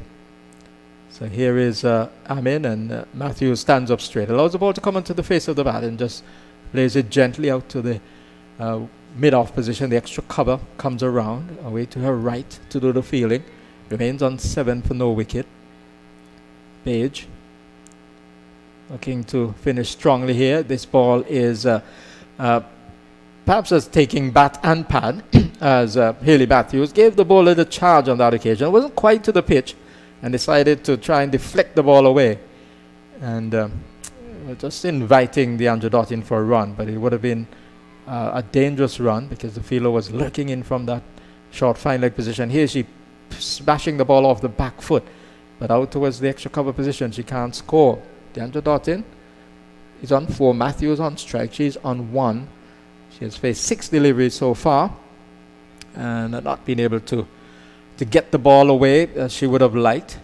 Settles over her bat. The right-hander faces the left-arm spinner in Amin. And here she's driving and beautifully caught. Beautifully caught by the fielder at extra cover. The umpire says out. Now that was a spectacular catch. She drove it hard, but she drove it in the air, and it went very low to the fielder at extra cover. And she went down quickly away to her right and clutched it with both hands. Spectacularly taken by the fielder. And so Hayley Matthews walks back dejectedly, caught of the bowling of Amin for 1. And the West Indies leading 103 to win. They're 7 for 1 in the second over. Let me tell you, Jack, when you're defending a small total, these are the type of feeling and catching that you need in a situation like this. And that was an excellent, brilliant, dive to her right with a low, and the ball was hit with some power. But as you know, when you're hitting the ball in the ear, Jack, you gotta find a gap. You gotta go over. So, but that the sustained pressure. She faced 3-4 deliveries before and played a few in the offside. 2 hit her pad, and I think she was getting a bit frustrated by not rotating the strike, and she took a chance and it didn't come off like she wanted to. But brilliant catch, brilliant support again in the field by the Pakistani team. As I said from the very onset, that I'm really impressed with the feeling, of the Pakistani team. Yes, it has been a good effort in the field by the Pakistanis, and that was a brilliant catch. It was Page who took that catch. She opened the bowling, and she will bowl the third over as well. So it was really, she went down quickly to her right, and with both hands came up with a stunning catch to dismiss Angela Matthews of the bowling of Amin, the left-arm spinner. So Page will look to add to the wicket column. And here's a ball whipped away down towards the backward square position, gone for 6. Oh, that was imperiously played by Deandra Dottin. That was a superb stroke. It was a ball up to her from Page, and she disdainfully just whipped it off her legs, and it went beyond the rope, down to the square leg, backward square leg position for 6 runs. Beautifully played, 13 for 1, the West Indies. Yeah, wonderful shot. If you come in Deandra's slot, no matter what the situation is, she's gonna, and that is a brilliant shot, a brilliant whip. Here is Page into bowl to her again, and she is on the front foot this time in more sedate fashion, just coming onto the front foot readily. and playing out towards the extra cover position. No aggressive intent on that occasion, Deandra Dottin. She's in control. That is totally in control. Even the shot that she played, I mean, the fielder down there at the deep backward square, using up, and the groundsman up here using up all of the 70 yards. So it's a big, long outfield, and that one, the fielder didn't even have a chance. That tell you the power of the Deandra Dottin. The right-handed Barbadian settles into a stance again. This is cut away down to backward point, and we go away for 4. That's beautifully played. She was very much quickly onto that one, and she cut it intentionally over the top, and it went away quickly down to the backward point position for 4 runs. Deandra Dottin, that's the type of player she is. She's on to 14 from 8 deliveries, and the West Indies suddenly going at a hectic rate. They're 17 for 1 in over number 3. Yeah, a few boundaries in this over. Deandra Dottin, she's showing her strength and her power, but also a bit of finesse, Jack. She's just getting in line here and plays this one quietly into the offside. Doesn't try to do anything adventurous. She's just playing the ball on its merit so far. She has had 2 good deliveries from Page, and she has played with respect, playing in the approved fashion, and she knows that here's an opportunity here for her to really exert her qualities as a batter and to really score some runs in this match. Hasn't really gotten anything of substance so far in the series. Here she's driving, and she's out caught. Caught by the bowler. Another brilliant catch by Page. Brilliant catch again by the bowler Page. This was hit firmly by Deandra Dottin. Wow. I was just saying that she has made a good start and an opportunity here to really blossom and get something of substance. But she launched herself into a drive. She wasn't quite at the pitch of it. Hit it straight back to the bowler, and Page held it gleefully. So the West Indies losing 2 early wickets here. They're 17 for 2. And 2 of their main batters now have been dismissed. And it was a wonderful catch by Page. Deandra Dottin hit that one very, very hard. But Page was to the measure of it, and she took a very good cotton ball chance. So 2 spectacular catches, both effected by the same player. And the West Indies are in trouble at 17 for 2 early in the run chase. Yeah, indeed.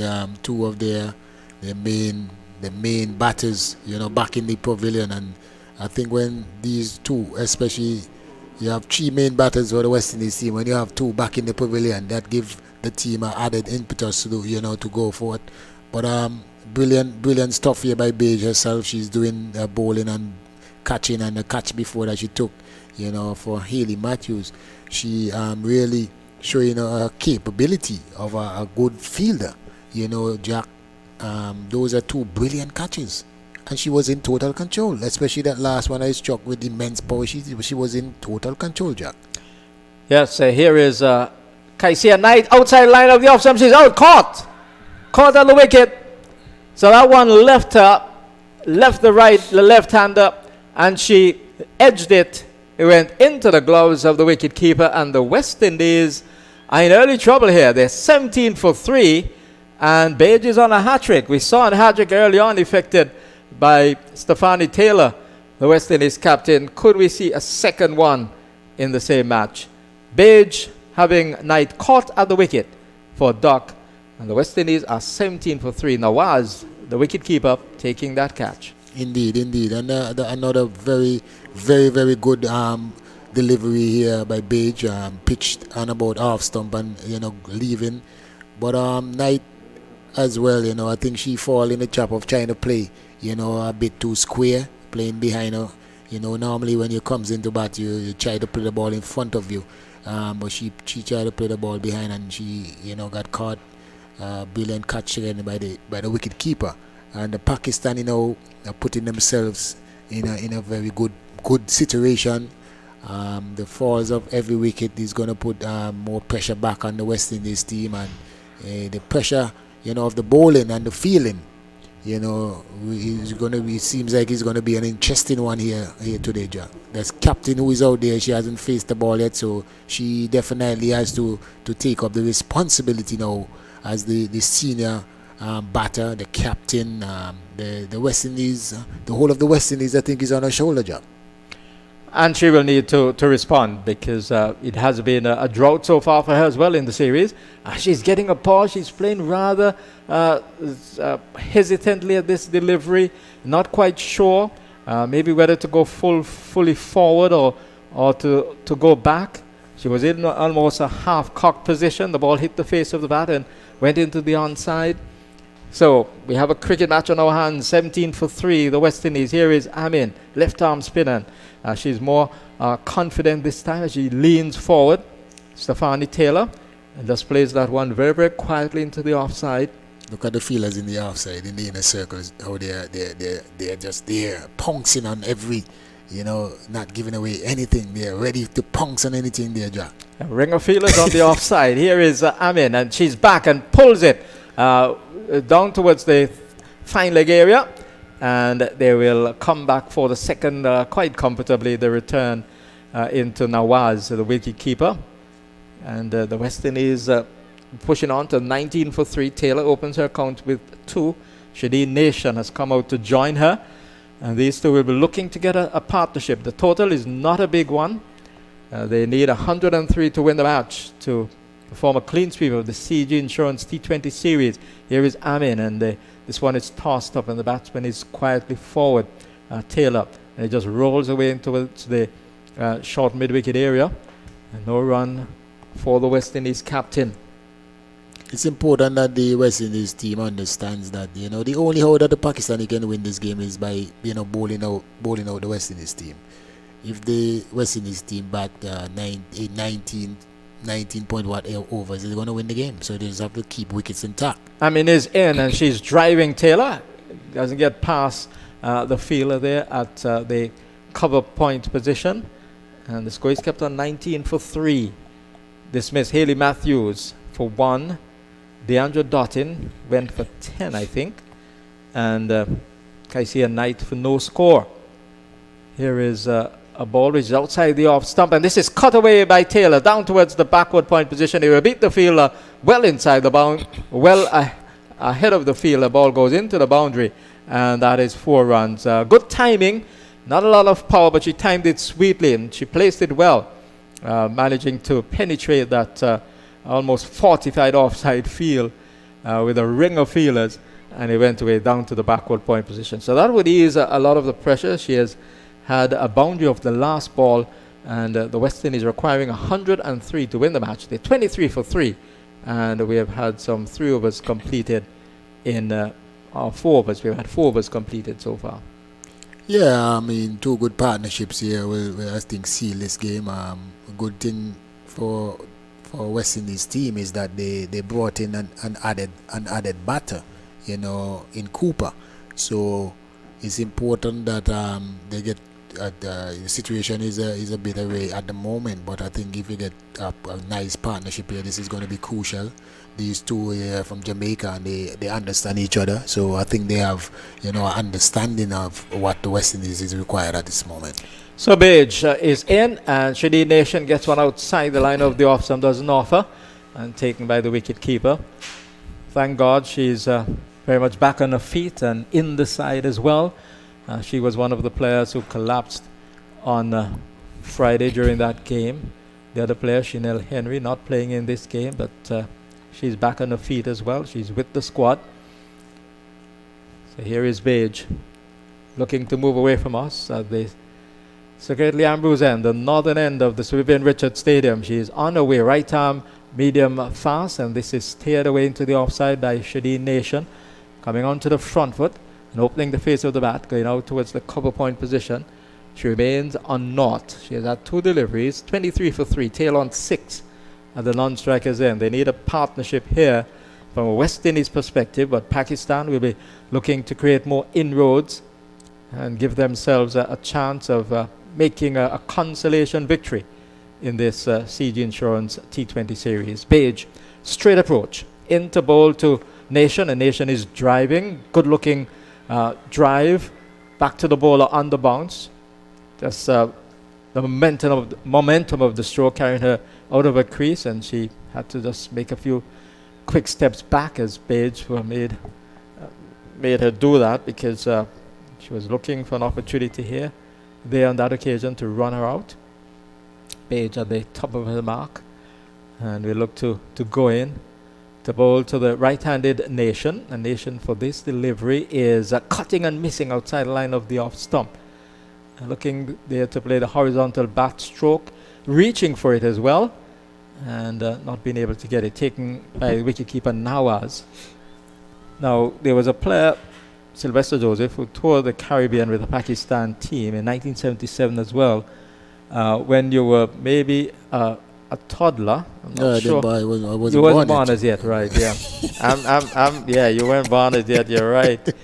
Yeah, it seemed like yesterday. Yeah. Here is Page into bowl, and this is whipped away down towards the square leg position. The ball traveling in there for a long time. The fielder there coming around to do the fielding, and she got a single. So Shadeen Nation is off the mark. She's on 124 for 3.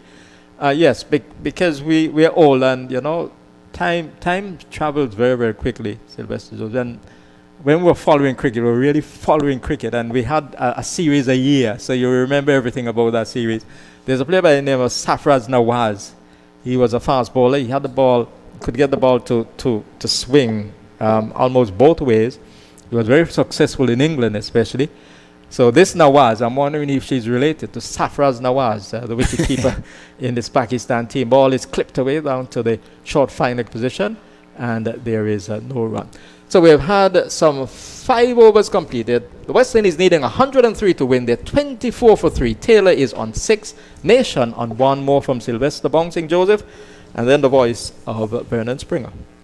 Yeah, a good situation here, I think, for the Pakistani team. The bowling and the fielding really is living up to expectation. The batting has failed them, but the bowling and the fielding now, Springs are really, putting up a good showing for the Pakistani team. What is required now, I think, from the captain and Nation. They are 2 experienced players. They understand each other. They are from the same, territory, and hopefully that they can really build a good partnership here for the West Indies team, which is desperately needed. Talking about game awareness, Sylvester, I think that is more than anything else needed at this time as we speak. So in terms of what's happening,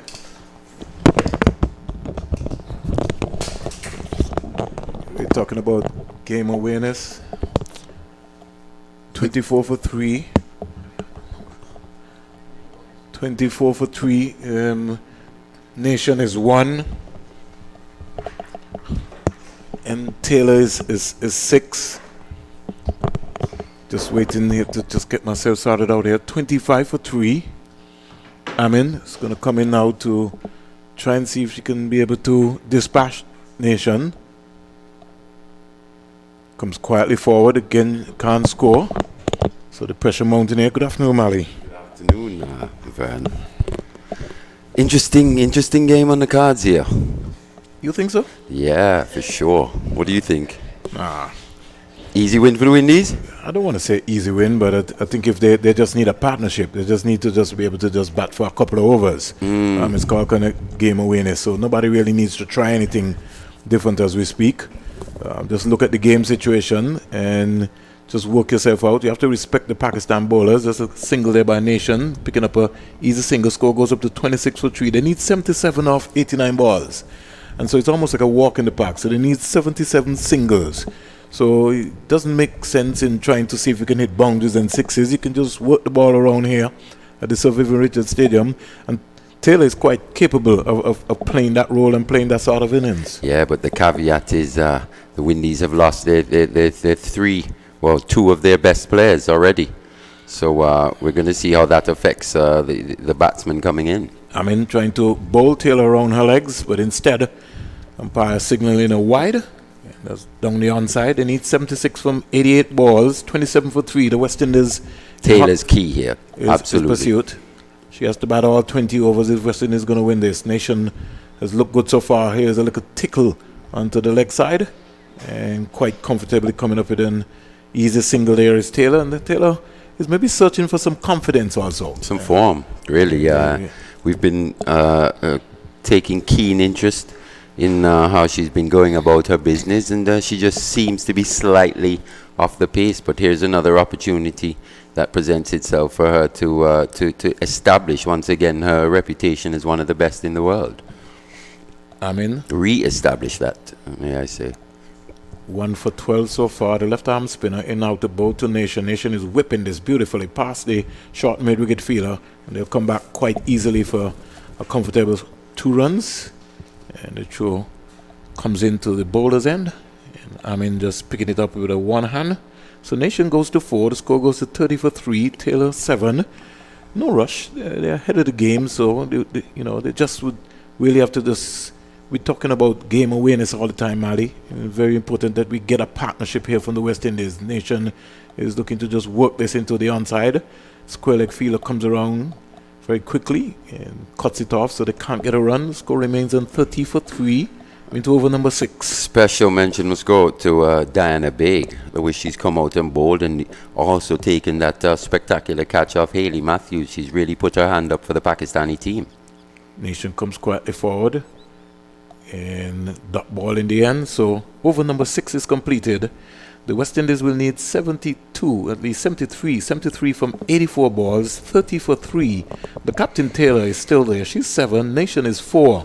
And just looking at Nation, you could see that Nation just needs to get some confidence. And once you can get some confidence, I feel that you can be able to move into overdrive. What I would want to see more or less is stroke the ball on the offside, because she has that potential to hit the ball on that side of the outfield, and she can also clear the boundary if needed be. But today is not a day for that. She just needs to just work the ball around and spend some time at the crease. For sure, in theory, but we all know how players sometimes, the thinking can get muddled out there when the pressure is applied. And here's Baig to finish her spell.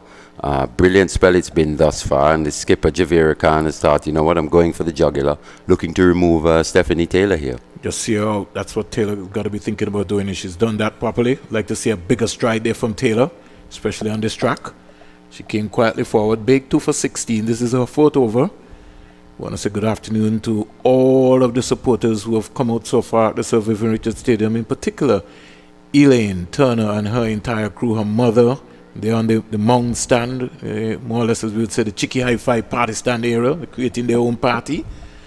We got some folks in the stand. The atmosphere outside is pretty energetic. Yeah, for sure. Cricket-loving public here. Here is Taylor driving up to mid-off. Can't score. The score remains on 30 for 3. And, like I said, and just to mention, your stride, the stride you were talking about with Taylor there. I think the length of it's okay. It's just the positive nature. She's not transferring that weight with any real intent. So as you can see, she's not timing the ball as she would like through the offside, because her footwork isn't as positive as we've seen in the past. The thing about the stride, Mali, is that when you get out, then you're on the march, you're on the move.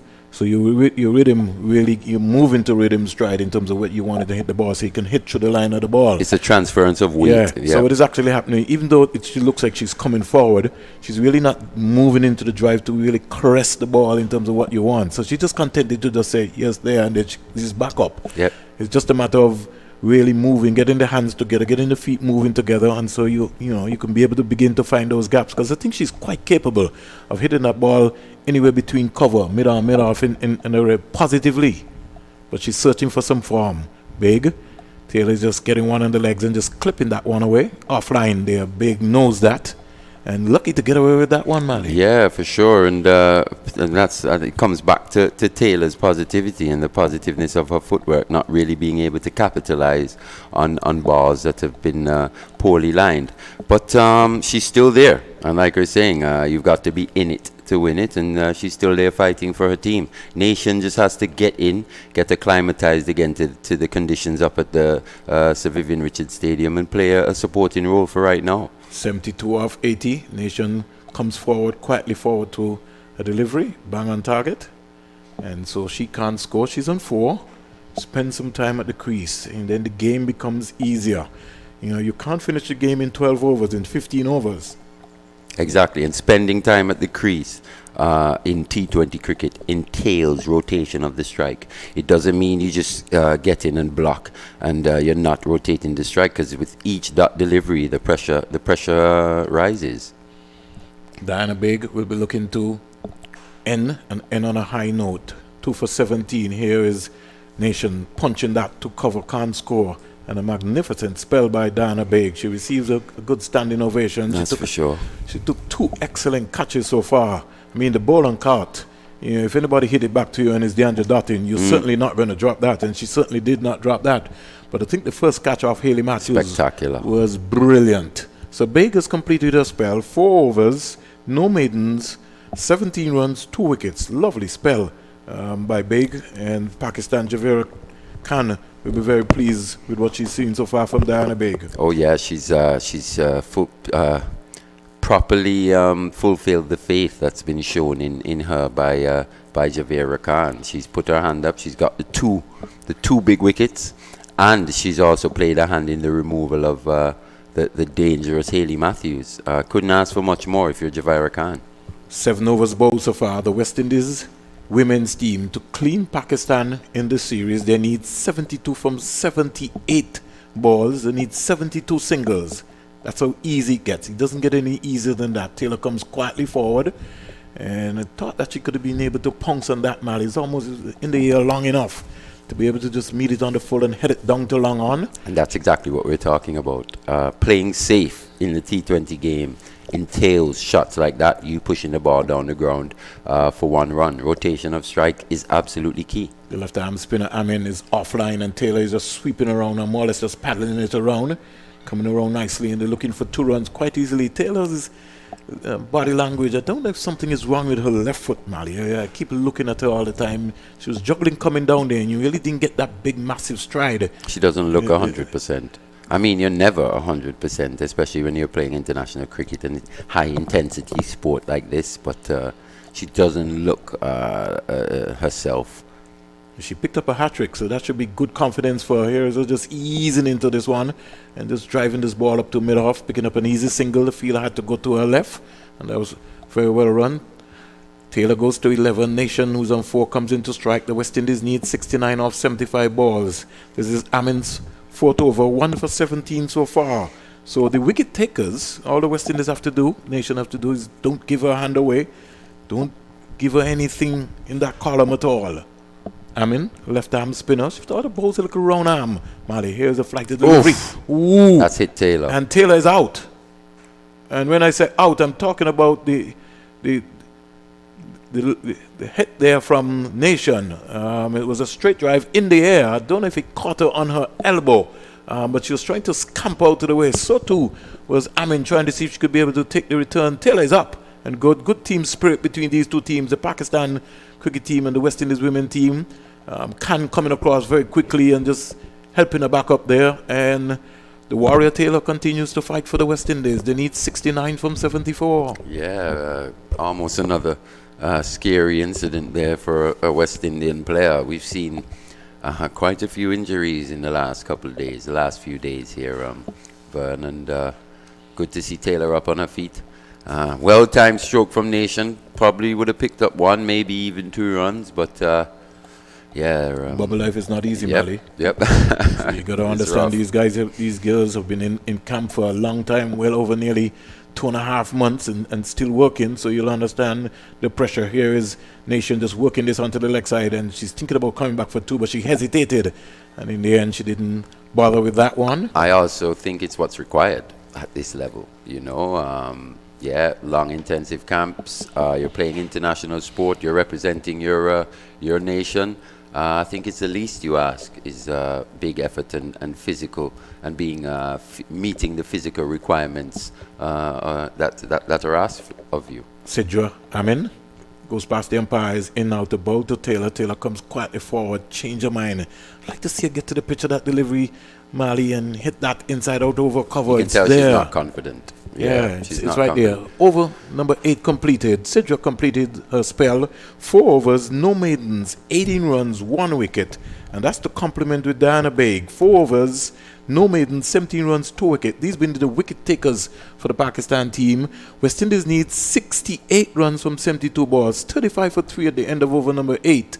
Taylor is 11, Nation is 5, and Pakistan in a little bit of a trouble here. Yeah, Pakistan have the Windies in trouble, I think.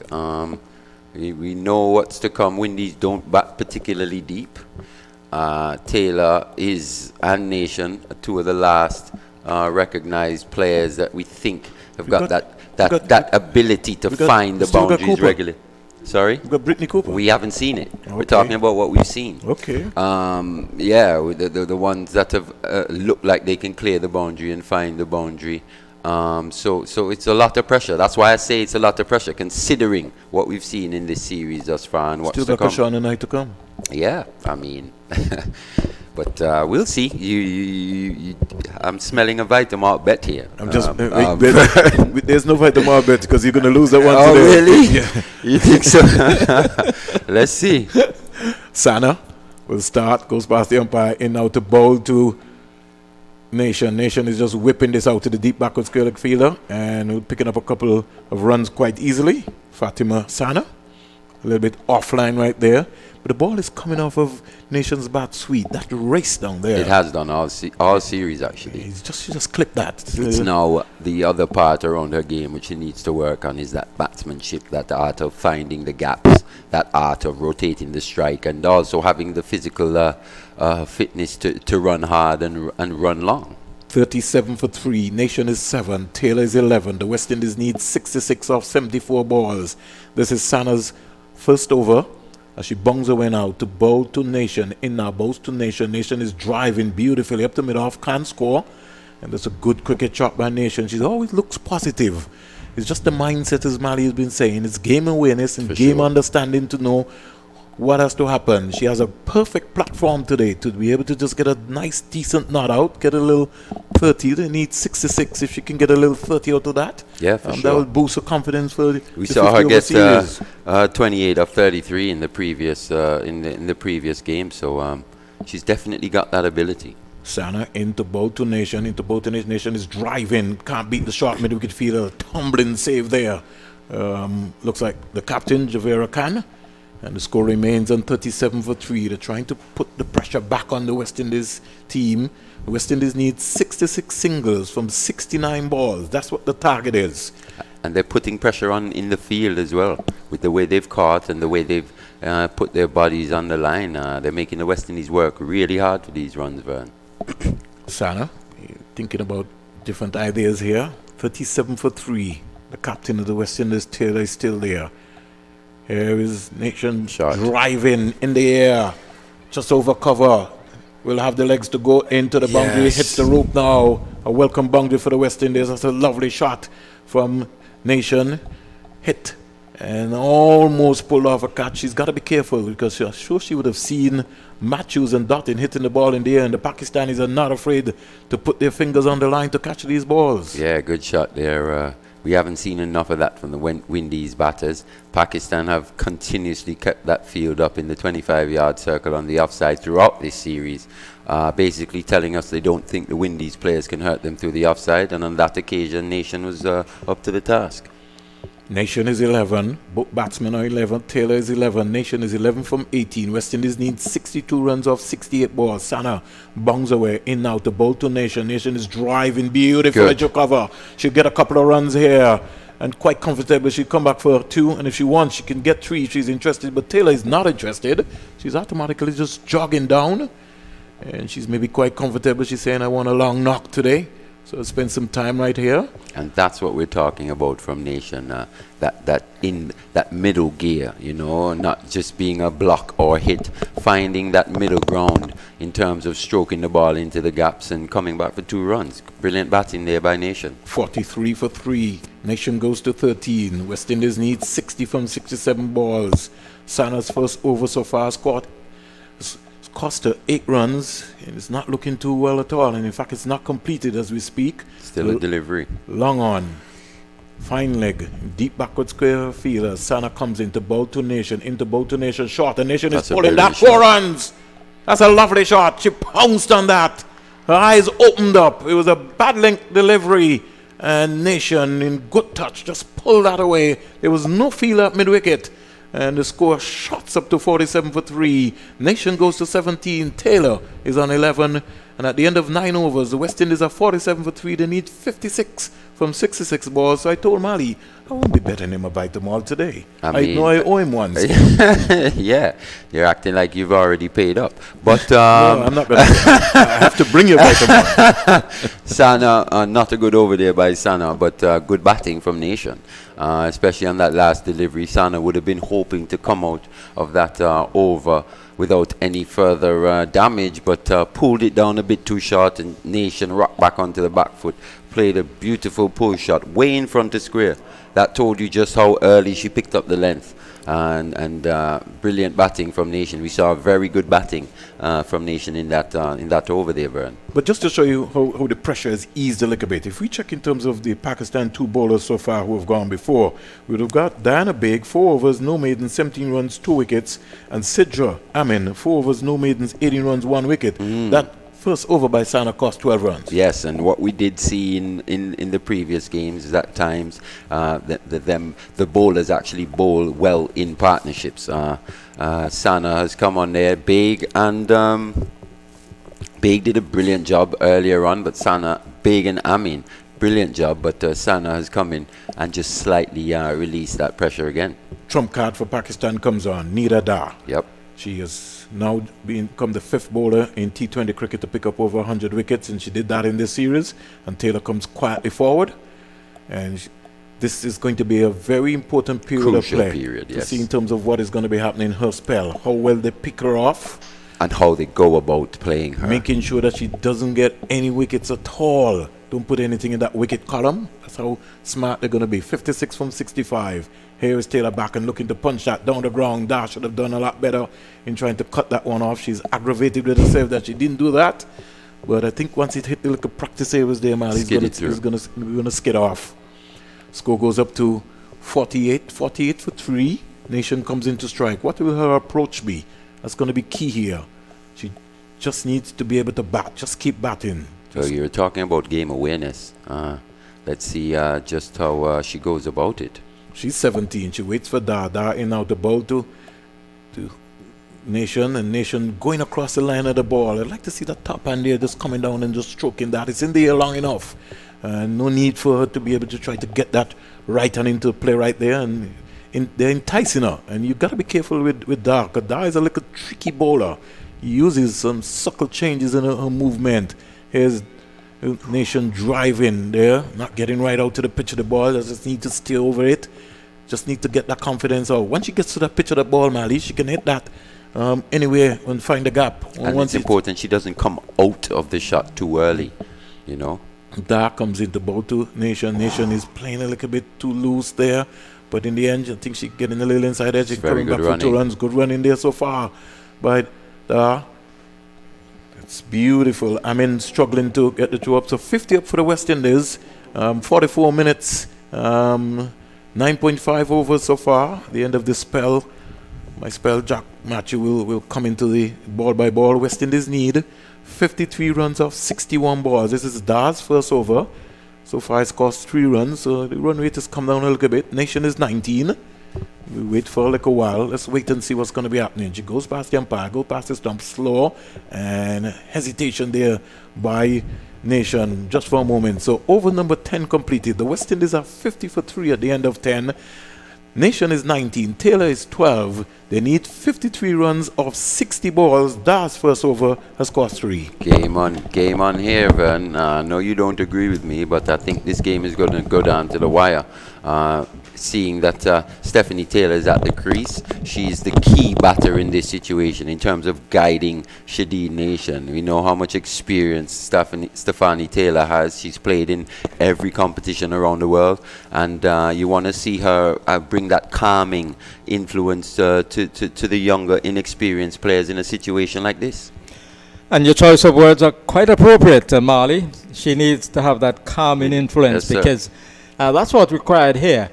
They will need to exercise patience, game awareness, and because of her experience, she should be the one batting through to the very end. She can ill afford, from a West Indies perspective, to give it away at this particular point in time. 100. Yeah, so they need 53 from 60, 50 for 3 is the score. We're at the halfway point of the West Indies reply. Taylor is on 12, Nation on 19, and it will be Taylor who will be on strike. Sandhu looking to come between the umpire and the stumps. She's around the wicket, and here is Taylor dabbing the ball away down towards the short third man area. A diving save effected by the Pakistani fielder in that position, and the batters camper a single. So the Pakistanis on their toes. They realize they have a chance here to get a consolation victory, to certainly give them a morale boosting victory, because they would be down in their spirits at the moment after being battered in the first 2 games. Here is Sandhu, diminutive left arm spinner outside the off stump. Shadid Nation is beaten as she goes back, perhaps undone by the pace of that delivery. Came on to her perhaps a little bit quicker than she anticipated. So this spinner going between the umpire and the stumps. A reminder of El Camino Willett, who was a million years before your time, Marley. Yes, sir. His ball is hit off the back foot, out towards the mid-off position, traveling too quickly for the 2 batters, Stephanie Taylor and Shadid Nation, to cross. So the score is kept on 51 for 3. We're halfway through the 11th over. The required bid now 52 from 57. Here is Sandhu, and it's driven down the ground by Shadid Nation down to the long on position, and the fielder coming off the boundary. That is Rauf. El Camino, before my time indeed, but I'm actually quite close to the Willett family, Akito and Tonito in particular. We've played cricket throughout our lives together. Yeah, Sandhu is up to the right-handed Stephanie Taylor, and she drives nicely down to the long on position. Again, Rauf is there to do the fielding. El Camino Willett had the distinction of being the first Leeward Islands player to represent the West Indies. Made his debut in 1973 when Australia came to the Caribbean. El Camino Willett from Nevis, left-arm spinner. He was quite an accomplished Lauder batsman as well. This is steered away down to the backward point short third man area by Shadid Nation. Over number 11 has come to an end. 53 for 3 is the West Indies score. They need 50 from 54 balls to make a clean sweep of the 3-match CG Insurance T20 series. And being the first Leeward Islander to represent the West Indies, it's a good indication of just how good he was at that time, you know, considering how hard or difficult it was for Leeward Islands players or combined island players to break into that West Indies team. It's just a good indication of just what a good spinner El Camino really was, and almost ahead of his time. Yes, it was a period as well when we had the Shell Shield competition, the regional first class competition. He was one of those bowlers who came on, who give the ball a lot of flight. He had the arm ball as well, so he was quite deceptive with that. Bit of a magician. Got a lot of wickets in the Leeward Islands cricket tournament. So here is a ball hit in the air. The fielder is running back. Will she be able to get there? It's going to be difficult. No, she does not get there, and they'll sprint back for the second. So that was Taylor looking to go over the top, perhaps just getting on with it a little bit too much. But it was a good offer, Jack. Yes. You like to see that, just expanding her game a little bit and just being that little bit more positive, looking to put the pressure on Dar there. So Taylor is on 16 from 21, 48 needed from 53, 55 for 3. And here is a ball which is swept nicely down to the fine leg area, and they'll come back for the second run as the Return comes in from Raouf at that fine leg position. She was at backward square, having to run a long way to her right to collect that one. 46 now needed from 52. Taylor is on 18, Nation on 20. 57 for 3 is the West Indies score win over number 12. The target 103 for the West Indies on a sunlit afternoon here at the Sir Vivian Richards Stadium as Dar comes in, and this is driven and cricket. Beats the fielder. Taylor driving down the ground well, some fluent looking drives and beating the diving Dar, and so she gets another run. She's on to 19, and the West Indies 58 for 3, 45 from 51 the target. Good batting from Taylor on that occasion. Really positive footwork, something we'd mentioned earlier. And we said that Taylor possibly should be the calming influence. I think if anything, Nation has come in and relieved a bit of pressure on Taylor with the way she's looked to be aggressive and found the boundary. She's now looking, and she's caught. Looking to be aggressive, but she played a horrible stroke.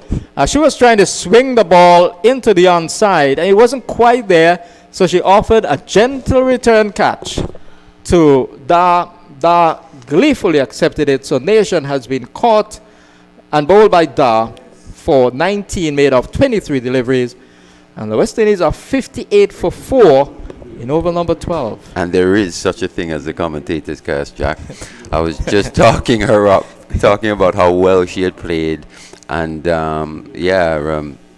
losing a wicket at just a bad time for the Windies, you know, considering the game situation. We're talking about game awareness, who the bowler is, Nida Dar, a major threat, maybe the class player in this Pakistani lineup, and Nation just giving her a soft, giving her wicket away in a soft manner there. Windies now 58 for 4 and pressure right back on. And a lot of pressure on them as well. Taylor will be trying to encourage each batter who would come out to join her, presuming that she would be there until the very end, whether they lose or they win.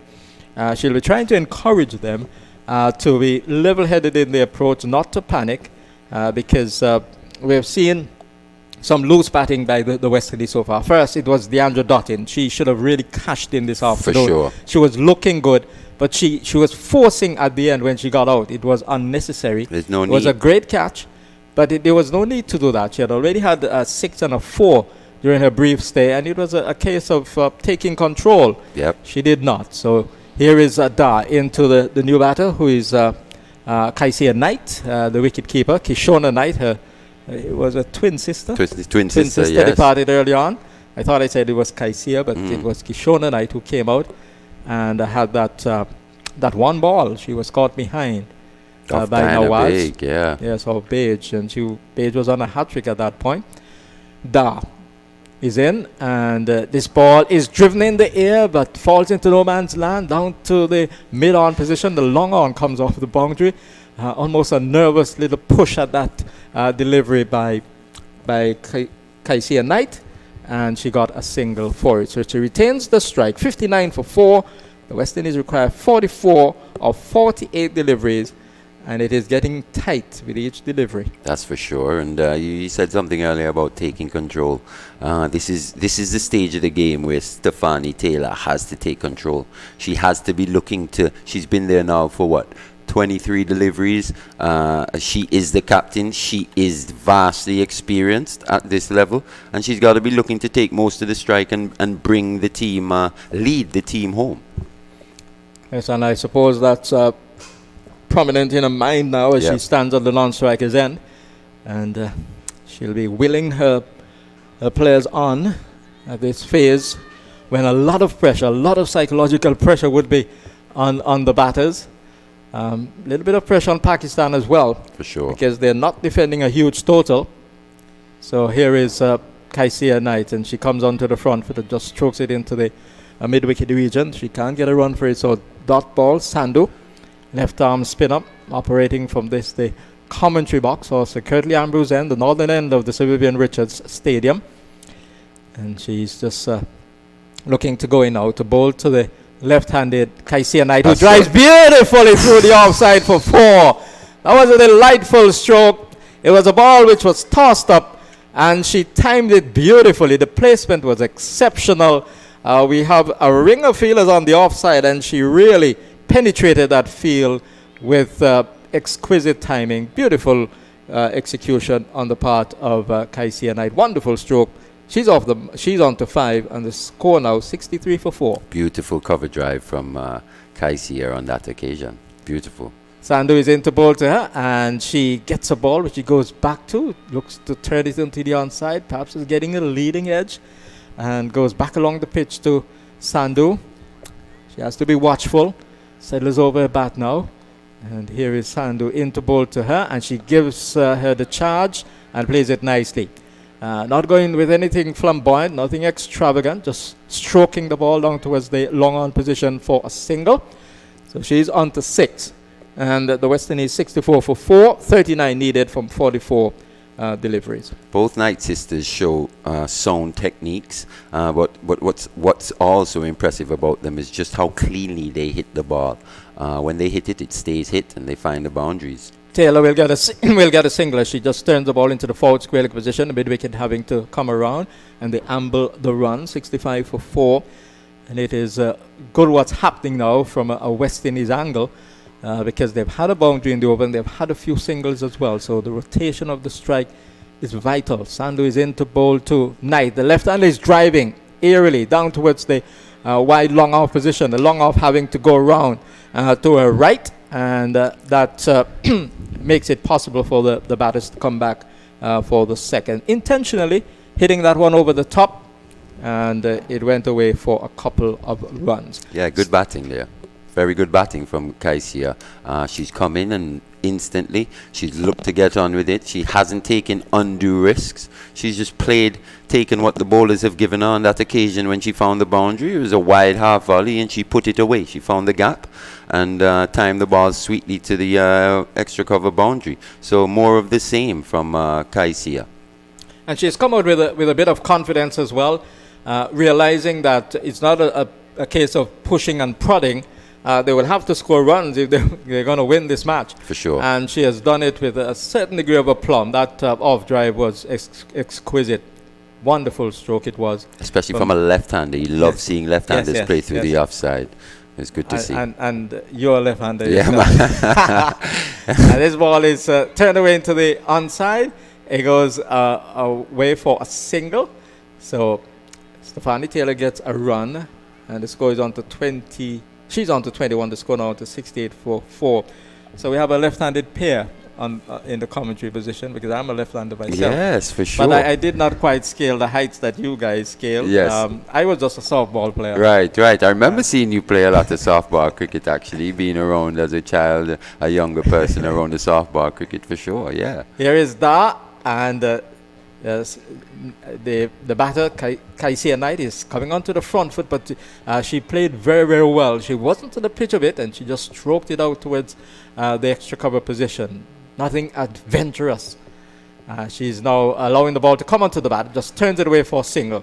Good running between the two. Good batting as well by the West Indies at the moment.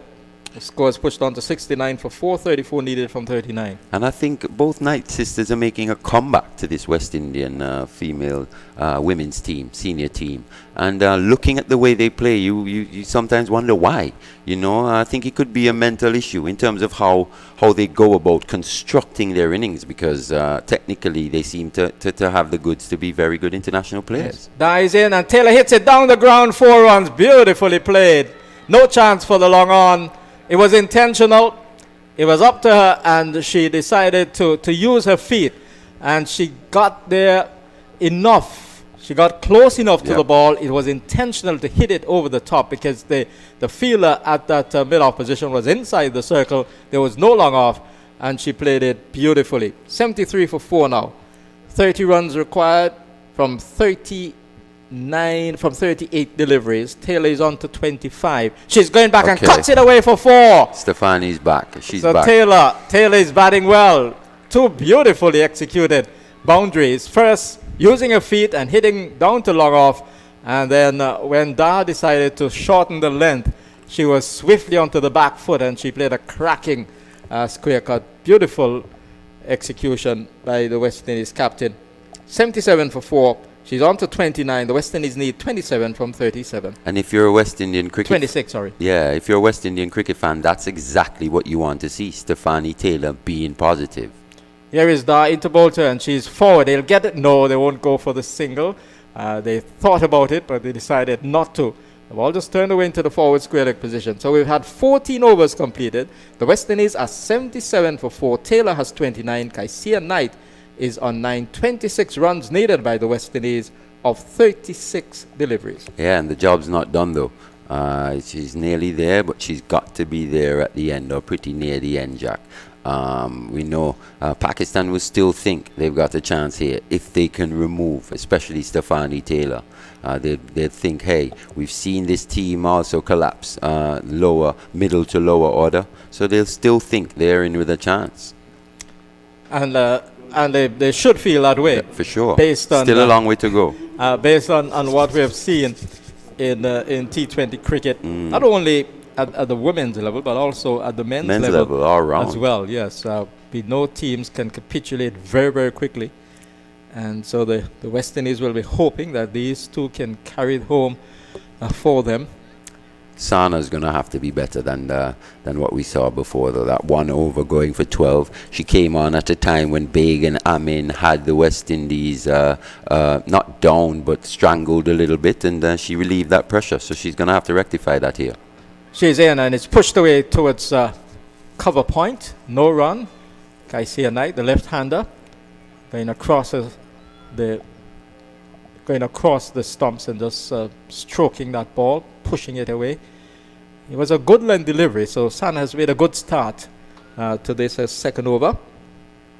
Kaisia Knight will be looking to continue to exercise a certain amount of discipline and a certain amount of good judgment that she has done so far during the course of her innings. Sana is into Bolter, and she turns it into the onside to get a run, because the fielder at mid-wicket has to scurry away to her left.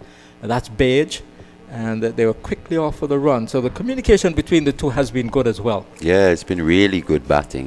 Good little partnership here between Kaisia and Stephanie. Just looking to take what the bowlers give to them, not really taking any risks. If it's a bad ball, you put it away, and if it's a good one, look to put it into a gap and get one or two. And so far, they're doing that job. And Kaisia almost going out a runner ball, 10 from 11, Taylor on 29 from 28. Comes into strike, and the right hander is forward, and he goes straight towards the straight mid-wicket position, and there is no run. Good comeback from Sana here. Just the 3 deliveries for the 1 run. We saw her go for 12. And it was at a crucial time as well, just relieving that pressure. But she's come back here thus far, and she should be hoping to escape out of this over without giving away any boundaries. Yeah, the odd dot ball would not be particularly unsettling for the West Indies, because they have more balls than runs at the moment. Yes, for sure. Here is Sana into bowl to Taylor. Taylor gets a slow ball, waits on it, and drives, but just gets it as far as the wideish mid on. Straightish mid-wicket fielder. She's been positioned there for that stroke, and she has fielded the last 2 deliveries. But that was a good delivery from Sana. Good skills, isn't it? Yes, she delivered that one, but Taylor was watchful. Had she not been, could have seen her snuck done. through, yeah, for sure. She delivered it with the same quick arm action. Well disguised slower delivery there. And we saw it from here. Yeah. Yes. This is a quicker one, and it's driven, and it beats the fielder.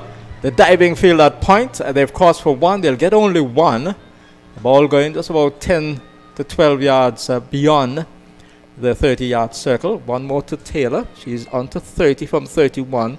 79 for 4. Kaisia on 10 comes into strike. 24 runs needed by the West Indies of 31 balls. What has been brilliant to see from both sides, not only just these senior women, but also the A-team women, is just how they put their bodies on the line. You know, diving, looking to save runs and take spectacular catches. It's great to see, and it's only going to get better as this female game grows. Yeah, it has become a part and parcel of the game. I remember in the days gone by, you would just allow the ball to go. Yeah, now everyone long time ago, you would allow the ball to go. For sure. But now they're diving as if very athletic. It's the beach.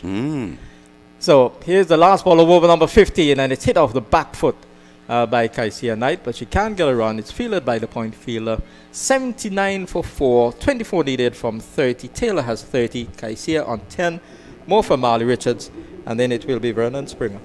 Yeah, very good stuff there from Sana. She's come back really well, only managing to give away the 2 runs, but West Indies in control at this point in time, I would say, Vern, as you take your seat. I'm starting to be more on your wavelength in terms of just the West Indies cruising home in this game. But not quite. It's not yet over. With Taylor at the crease, yes, West Indies are favourites, but 1 wicket here could still change everything. Good afternoon, Wally. Afternoon, sir. Are you a little bit surprised with that? I wouldn't say surprised. I'm just Once Taylor is there, everything is safe. And what we've seen from her before, is just Didn't a give little us bit. any confidence that you felt like something but could be going. she's come to the party thus far. Lame effort, weak effort from Nation. And one of the things which I've found, Mali, is that the slower you bowl to the West Indian batsman, it sort of kind of gets them frustrated because they're looking for power rather than just looking to stroke the ball around. And trusting that ability that they've got to time the balls. Yeah, you're right. But it's easy for anyone to do, not just female players. It happens to male players as well. Here is Sando pitching up to Taylor. Taylor driving inside out over to the long off fielder. And she's gingerly coming back, but she's fighting her way around. So the score quietly goes up to 81 for 4, 81 for 4. We couldn't help but talking about Elkamiro Willett. Willett, Mali, used to bowl to a penny. He put a penny on the pitch. He used to land the ball into that area. When I'm speaking about, Willett becoming a national hero of St. Kitts and Nevis, is he not one already? No, you're talking about a situation where he was 19 years old when he made his debut for the West Indies team, and you have to understand the cycle. To be the first as well. Yeah, you got to understand in terms of how important that was at the period of time for the island of Nevis. I don't know if you would have heard, Mali, about the situation there where you had the Christina disaster. No. So when you do some history, well over 250 people would have lost their lives during that period of time. And at that point in time, during that period, St. Kitts, Nevis and Anguilla would have needed some inspiration. The federation. And Willett at that point in time brought that inspiration and brought hope in terms of anything really happening. I can just imagine, and I said that earlier, for him to play at that time, coming from where he came from, just showed you the quality of the man. Back and turning it, and it's not just Willett just playing for the West Indies or being the first player.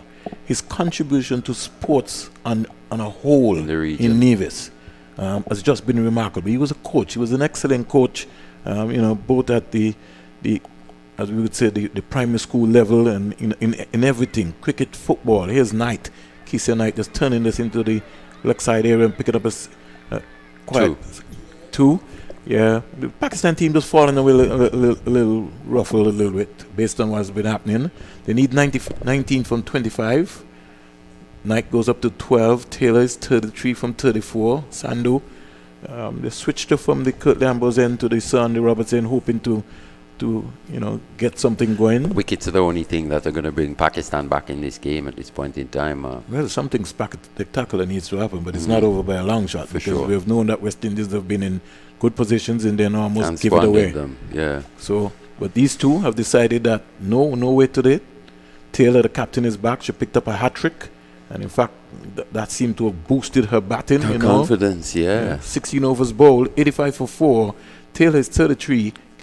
And Kaisia is on 13. West Indies need 18 from 24. Sandoz 3 has cost 17 so far. Whenever you take a hat-trick, it's always a special performance. Doesn't matter even the level of the game. To get 3 wickets in 3 consecutive deliveries, it's always almost like a landmark event in the game of cricket, and for sure she would have taken some confidence from that. We can see it in the way she started pretty slow, but we've seen her grow, and as her innings has gone along, her confidence has built, and let's just hope she can finish the job from a West Indian perspective.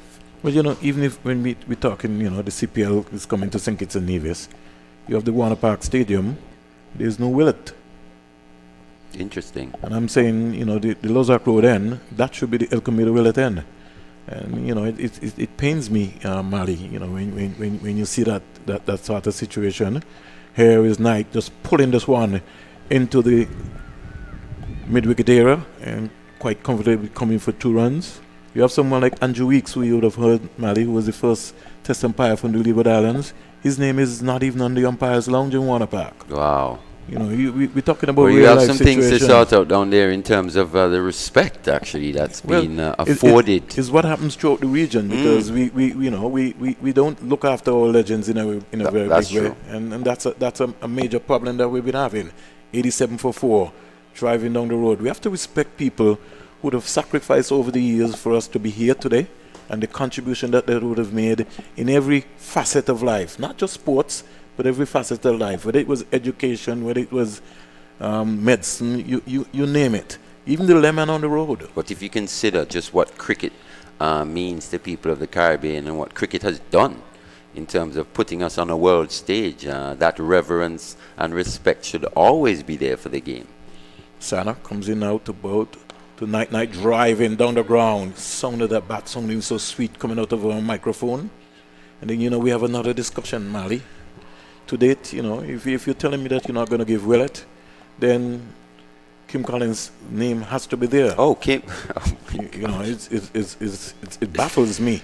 And we're talking about successive governments. I'm not just labeling any one government in particular. It gets no higher than a Kim Collins in terms of the level that he reached in his sport, and what he actually achieved. So sometimes you need to remove the politics from the actual sporting arenas. Here is Taylor driving inside out over mid-off. Brilliant. And we'll have the leg. No, it won't have the legs to get away on this lovely outfield here at the Sir Vivian Richards Stadium, but they get 2 runs. It makes it quite easy, and they're just coasting along nicely. And the hurtful part about the Willett situation, Mali, in terms of when I raised about El Camino Willett's name being somewhere on the stand or on an end in Warner Park, as I was told by a government minister, a sports minister, in fact, at that point in time, he has a park named after him in Nevis. So when you hear that sort of logic, then you understand that sometimes our leaders don't have any respect for sport sometimes. That's a very good point. Or sometimes they think they're on that same level, or they have contributed the same.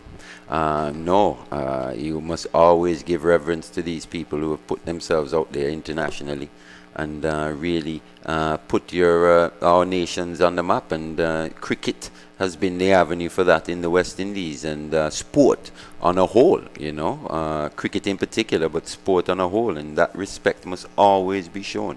90 for 4. West Indies need 13 from 19 balls. Taylor is 35. She's looked real positive. And this is a good sign for the 50 over competition. She just turns this into the leg side area, more or less into the square leg area on the left side of the umpire, picking up an easy single. Over number 17 is completed. Taylor goes to 36. The West Indies need 12 from 18. And should be a cruise from here, boy. I think so, Vern. I mean, if I had bet you had a loss of Itamar today. But you see, you didn't have the confidence in your conviction. I wasn't betting you. I said today on my birthday that I wasn't going to bet you. Okay, true. It's your birthday. Yes. I said I would actually should buy you a drink for your birthday. No, I will bring you a Vitamalt because I owe you. Yes. But I didn't get a chance to stop by the shop this morning. Yeah, man. I've been hearing that for 3 days. But it's been your birthday. So, I've let you off the hook. looks as if I have to walk with 6 when I'm coming back for the series. That's for sure. 91 for 4. It's all happening here. It's just a pleasure to be sitting alongside Mally Richards. Oh, for sure, man. And, one of my cricket sons. And talking about a game that we love. Here is Taylor driving beautifully. That's a magnificent effort there, but in the end, they got the single. And as you said, Mali, the West Indians and the Pakistan players, in fact, world cricket, the women cricketers, are not afraid to throw around their bodies now. Fielding standards have improved tremendously. No end. Diana Baig there on that occasion, the big fast bowler, running hard, bowled her 4 spells, 4 overs in her spell, and there she is at the end, still diving, trying to save runs. Kaisia is using her feet nicely. She looks so accomplished, and as you said, the Knights just look. You could see them, the confidence. They've come back into the West Indies team with a sense of purpose. and they can only just go from strength to strength. Sandu, just flighted delivery, just choked down the ground, picking up an easy single. She goes up to 17, and the score goes up to 93. 93 for 4. They need 10 runs from 15 balls. And Sandu will complete her 4 overs, Mali, in a little while. Not bad figures at all. Not bad at all, no. But she would have hoped for more, in the wicket column. Yeah, but the West Indies kept her out. Taylor is driving ferociously down the ground, picking up a single. And that's going to be very important. So Sandu's spell so far has cost her 20 runs. And she would want to end on a high note. And that's the thing, just to pick up on Jack's point earlier in terms of what we consider good scores at T20 level. I think we can't use the male game as a barometer. Definitely, it's all relative, and I think what's proven to be quite difficult to chase here so far, we've seen in this series, anyone get above 100, it'll be quite a tough chase. But the wickets have been good. Yes, sure. They have been. Yes. Kaisia driving down the ground. And so it's almost a walk in the park now. So Sandu's spell has come to an end, Mali. 4 overs, no maidens, 21 runs, no wicket. And that goes with Diana Baig, 4 overs, no maidens, 17 runs, 2 wickets. And Sidra Amin, 4 overs, no maidens, 18 runs, 1 wicket. And we'll maybe just wait to see Sana maybe completing her spell. 95 for 4. The West Indies are almost there. They need 8 off 12. And Nida Daz still got one up her sleeve as well, I think, if I'm not mistaken. She maybe might not come back and She bowl. might not come back, eh? Based on what will be happening. Yeah, she still got one. The game could be over here in this over. We never know. As well as they could maybe just try and see if they can ruffle the West Indies. Kaisia is on 18. Taylor is 38. And just getting the bearings going right here. Some 2 overs to go. Sandu. 4 north, 21 north. Big 4 north, 17 2. And we break for a little while. Here is Knight flashing hard. The delivery just outside the line of the off stump. We just want to see it get that left foot across Mali. Bat and ball is key here. And just click it away down there. Sana is into her 4th over. So Massive gap on the offside there through extra cover. Fatima Sana working up a little bit of pace there. She's maybe just feeling that, listen, Mali Richards and Vernon Springer, this game is not over I've yet. been quite impressed with the Pakistani pace bowlers in both teams, the A team and the senior team, to be honest. Seriously. Here is Knight just using the pace there and just tearing this down to 3rd man, picking up her 19th run. And the score goes up to 96. 96 for 4. West Indies needs 7 off 10 balls. Taylor, the captain for the West Indies. She's already picked up a hat-trick today. She comes into strike. And she's on 38 from 39 deliveries. Almost a run a ball, as we would say. Yeah, they've all shown good skills. They've shown good fitness as well. They've kept running in.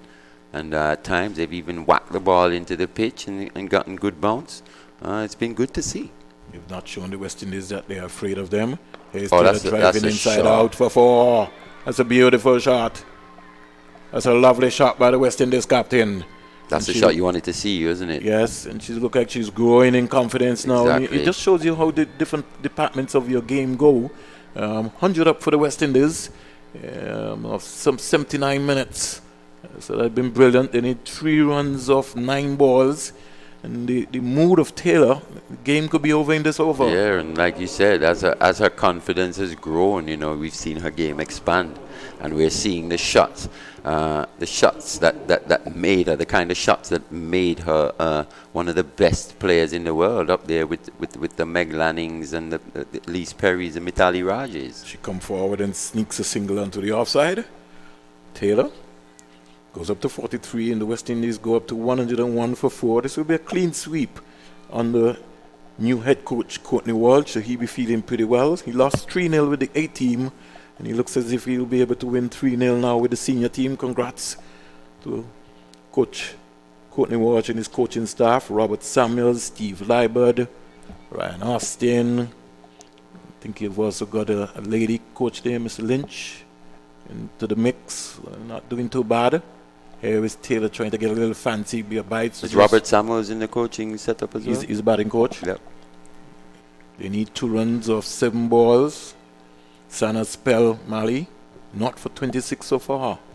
Yeah, it's that first over that went for 12. Ever since then, she's been trying to pull it back. She's done a pretty good job, but with no real scoreboard pressure, the batters have been just able to milk her and not take any real risks. I'm looking forward for the 50 over series. I think that's going to be quite interesting. That's for sure. And these hot days here in Antigua and Barbuda, they're going to be tested. It's going to be hard work, yeah.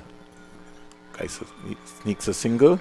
I think she's almost wanted to give the captain an opportunity to hit the winning run, but it doesn't look like it is possible because Sana's spell is finished. 4 overs, no maidens, 27 runs, no wicket in that column area. And so the Pakistan main bowlers, as we would say, in terms of the 4 top bowlers, would have bowled out so far. So is it Dar coming back?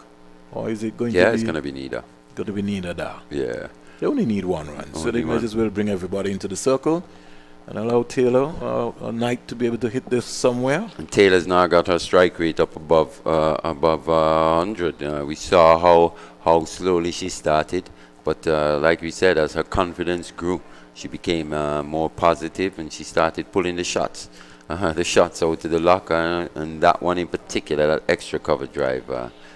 Top shot from a top player. She spent some time at the crease, and Yes. that's what Nation needed to execute here today with her. She would have gotten a lovely little 30. Here's Knight swinging across the line of the ball. Victory to the West Indies. Clean sweep over Pakistan under Taylor with a hat-trick. The West Indies captain Taylor is not out 43 from 41 deliveries.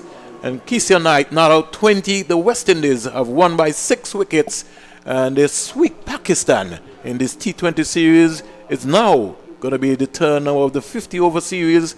And what do you think is going to be happening? Dar finishing with 1 for 23, Mali. Yeah, and it's good to see Stefani lead the team to victory, being there at the end, coming in when the team was in a bit of trouble with the loss of Matthews and Dottin and also Knight. But she's played that role that we thought she should have, could have played as well, and she's done it. She's fulfilled the faith that the staff have had in her. There were a few questions. We were asking questions in the previous 2 games. You know, what's up with Stefani? She doesn't look like the same kind of player, but it looks like she's rounding into form nicely, coming into this ODI series, and she'll be looking to build on a performance like this. But I think she can only just go from strength to strength. Right. In terms of, you know, her own form and her own fitness, because that is going to be also important.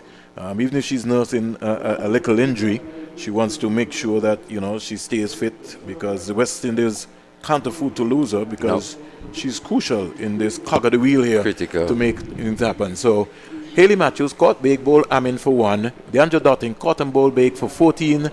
Stanford Taylor, not out 43 from 41 deliveries. Kashana Knight caught now as bowl big without scoring. Shadeen Nation caught and bowled Dar for 20.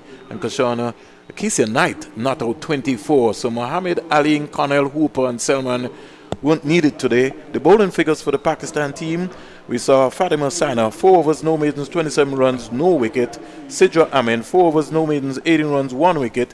Diana Baig, 4 overs, no maidens, 17 runs, 2 wickets. Nashra Sandhu, 4 overs, no maidens, 21 runs, no wicket. And Nida Dar, 3.1 overs, no maidens, 23 runs, 1 wicket. Mali, you overall, I mean, you know, we did talk a little bit.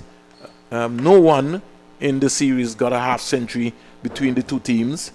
The batting, what we've seen so far, would have been a major concern. The highest partnership in this series would have been 65-69. But today we saw a little bit more application where Taylor applied herself, as you can see, 43 from 41. So we did see that. And on the Pakistan lineup, Riaz got 29, nothing much to shout about. I think they will be very disappointed in terms of the dismissals of Nida Dar, because she really would have been the inform and the player with a little class here, who really has not gone on to be able to take it to a different level. Yeah, and she just chose the wrong delivery to play that sweep shot. She was in at the time, maybe on about 18 or 19, looking to press the Windies bowling attack, and just chose one delivery that was just a bit too full and on the stumps, and wasn't able to capitalize. And from there, Pakistan really struggled to post a big total. Well, it's game on, game over here. The West Indies clean sweep over Pakistan in the CG Insurance T20 International T20 Series. The third match being played here at the Sir Vivian Richards Stadium. I guess I got a lovely birthday gift. I can't complain at all about that one. Yes. Windies won. I would have loved to also have the men coming up over South Africa, but they will be able to raise their hopes, and we still got Australia. We could be able to just tick off Australia. That will mean some good stuff, and then we have Pakistan after that. Yeah, and in the T20 arena, I think with another 10 games or so to be played between now and the T20 World Cup, I think a lot of experimentation in terms of just what the right combination is going to be going into that World Cup. So expect to see some changes from the men's team as well. We think we will the player of the series for this. You think that Taylor has snooped away with the player of the series, especially with this hat trick, and they're not out today? It's quite a tough one to call, actually. They weren't really any big exceptional. I'd say Nida Dar's been one of the players of the series, especially getting that half century the other day. We didn't see much of Aisha Nazim since that first game where she came in and brought the game back for Pakistan with that 40-odd, hitting a few sixes here at the Sir Vivian Richards Stadium. We didn't see much of her in the other two games. I think she got run out without facing a ball in the last game, and today not going so well. So we see both coaches, Courtney Walsh and the Pakistan coach, having a discussion. I think Walsh is maybe just going to go to the dugout now and maybe fetch maybe who the player I think they maybe might have decided on. I'm not sure, to be honest. So we will wait and see. Possibly Stefani with that performance today. I think she would stand out. The hat trick, you can't. Nation's been good. Nation was good. Yeah. A little 30 today from Nation not out would have also helped her cause also. Right, and so we had two man of the match performances. We had one from Keisha Knight, right, and we had Shamila Connell. Right, yeah, with the three wickets earlier. So Taylor will get the man of the match today. I think she will get this player of the series. Who? Based on what's happening, I can't see them going to anybody else that easy. I think possibly Connell with the way she bowled, those 3 wickets in the first game, and then to come back and pick up wickets in the other games as well. I think she wouldn't be too far off, but like you said, no real standalone performances from this Windies team, just more team performances and just getting the job done. Well, if you can look from here, Mali, your eyes might be a little better than mine. I see two West Indian players coming out. Is one Knight and one Taylor? Or one looks like Taylor for sure with the check. Taylor is that? Or the player there is Taylor. Taylor is standing, not to you? So it may be Knight then. Yeah, it looks like it might be It's a long way away, so don't blame us because we actually can't see and it's not coming through the television feed. Television guys look like they would have abandoned us. They would have closed out on us, or they maybe not even taking us on for the meantime.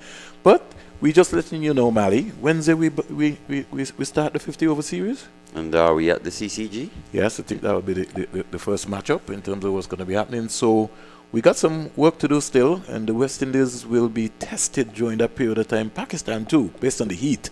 I'm not complaining about the heat, but in terms of it's going to be hard work. It's going to be hard work. We've seen a few players go down with injuries as well, so keep an eye on that in terms of the health and fitness, especially of the Windies players. Well, Jack Matthew was asking Sylvester Bunks and Joseph about the interest of women's cricket around here in the Leewards and around the West Indies.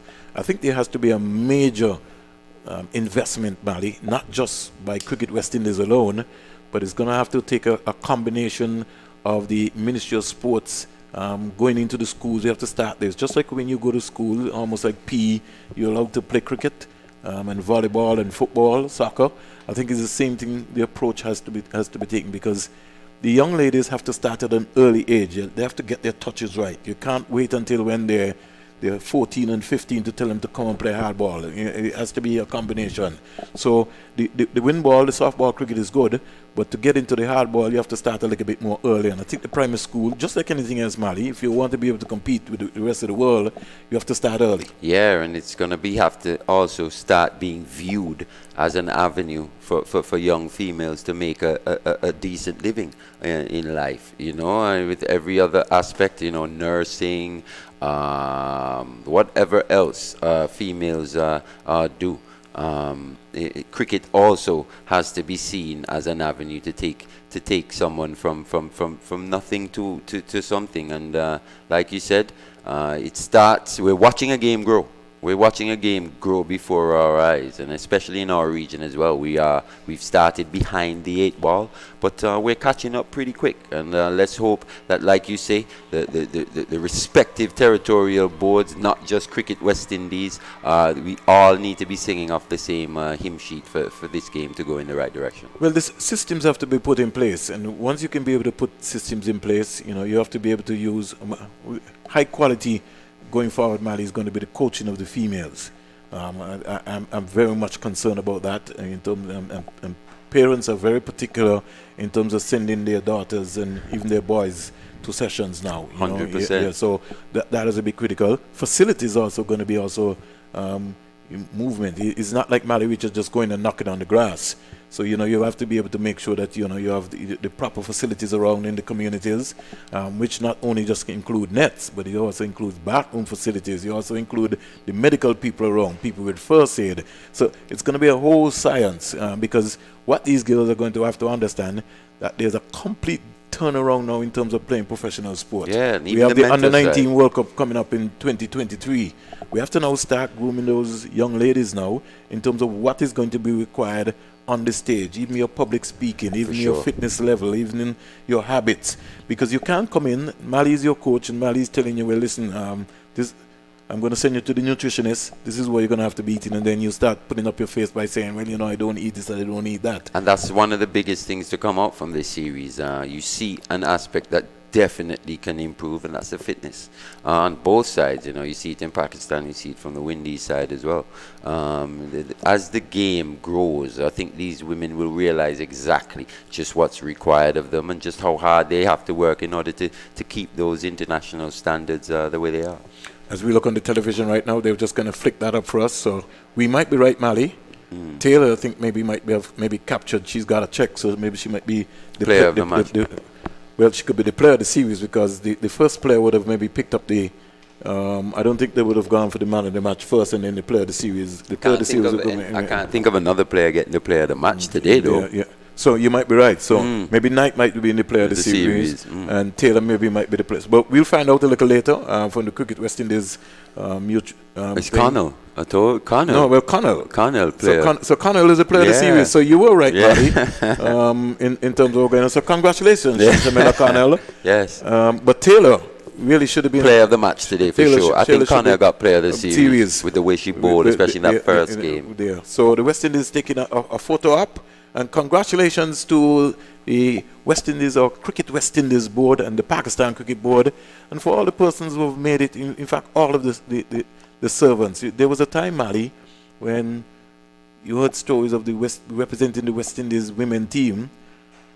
Folks used to have to buy their own ticket. Yeah, and thank the heavens that we're not still in those times, you know. So these young ladies have a perfect opportunity in front of them, and they have to be able to respect it. They have to continue to go out there and work hard and make it happen. And recognize the opportunity that they've been afforded. Well, Mali, we want to be able to thank our technical crew behind the scenes. Our television crew have done an excellent job, led by Richard Berridge and Aswick. The ABS crew has also done an excellent job here for this T20 series. Those guys have done a wonderful job. The folks who've been able to, the caterers, Nigel Gore and company, who've brought the lunches for us there, along with the folks who've been able to bring the water to be able to keep us going. We didn't get any Gatorade this time around, so we maybe have to sort that out. There, you can see the chairman of the women's selection panel, Ann Brown, having a little smile there. She would have been a real tower of strength with the women's program so far, right behind on the picture there. under new Courtney Walsh. He'll be feeling good. He's put a 3-0 in his book right now. He'll be moving on now to the 50 over series, and they'll be looking to go one better. The West Indies winning today, clean sweeping the Pakistan women in the international T20 series. The A team, Pakistan A team, defeating the West Indies 3-0. So we can say we're 1-1 in that aspect. On behalf of the entire crew, Jack Matthew, Sylvester Bouncing Joseph. Mali, your final thoughts as we close out this broadcast here today. Yeah, just great to get this series completed. Good win for the Windies, 3-0. The A team, on the other hand, going down 3-0, but also we're seeing a lot of things to work on, a lot of positives, and just looking forward to the first ODI on Wednesday. So and just letting the folks know also that Nation and Henry are fine. Yep, Nation and Henry spirits. good. Nation played today. I just saw Henry just come out there, so she maybe was rested. So maybe she'll be up for the 50 over game. Yeah, for selection. So as just to let everybody Wednesday. know, we've been listening, and no video has been going around in terms of, in fact, it's gone around the entire world right here. West Indies Cricket Board, Cricket West Indies, they've done an excellent job so far, including the medical staff. The players are well. Shadeen Nation played today, and Chanel Henry is here on the ground. She's doing well, and everything is okay.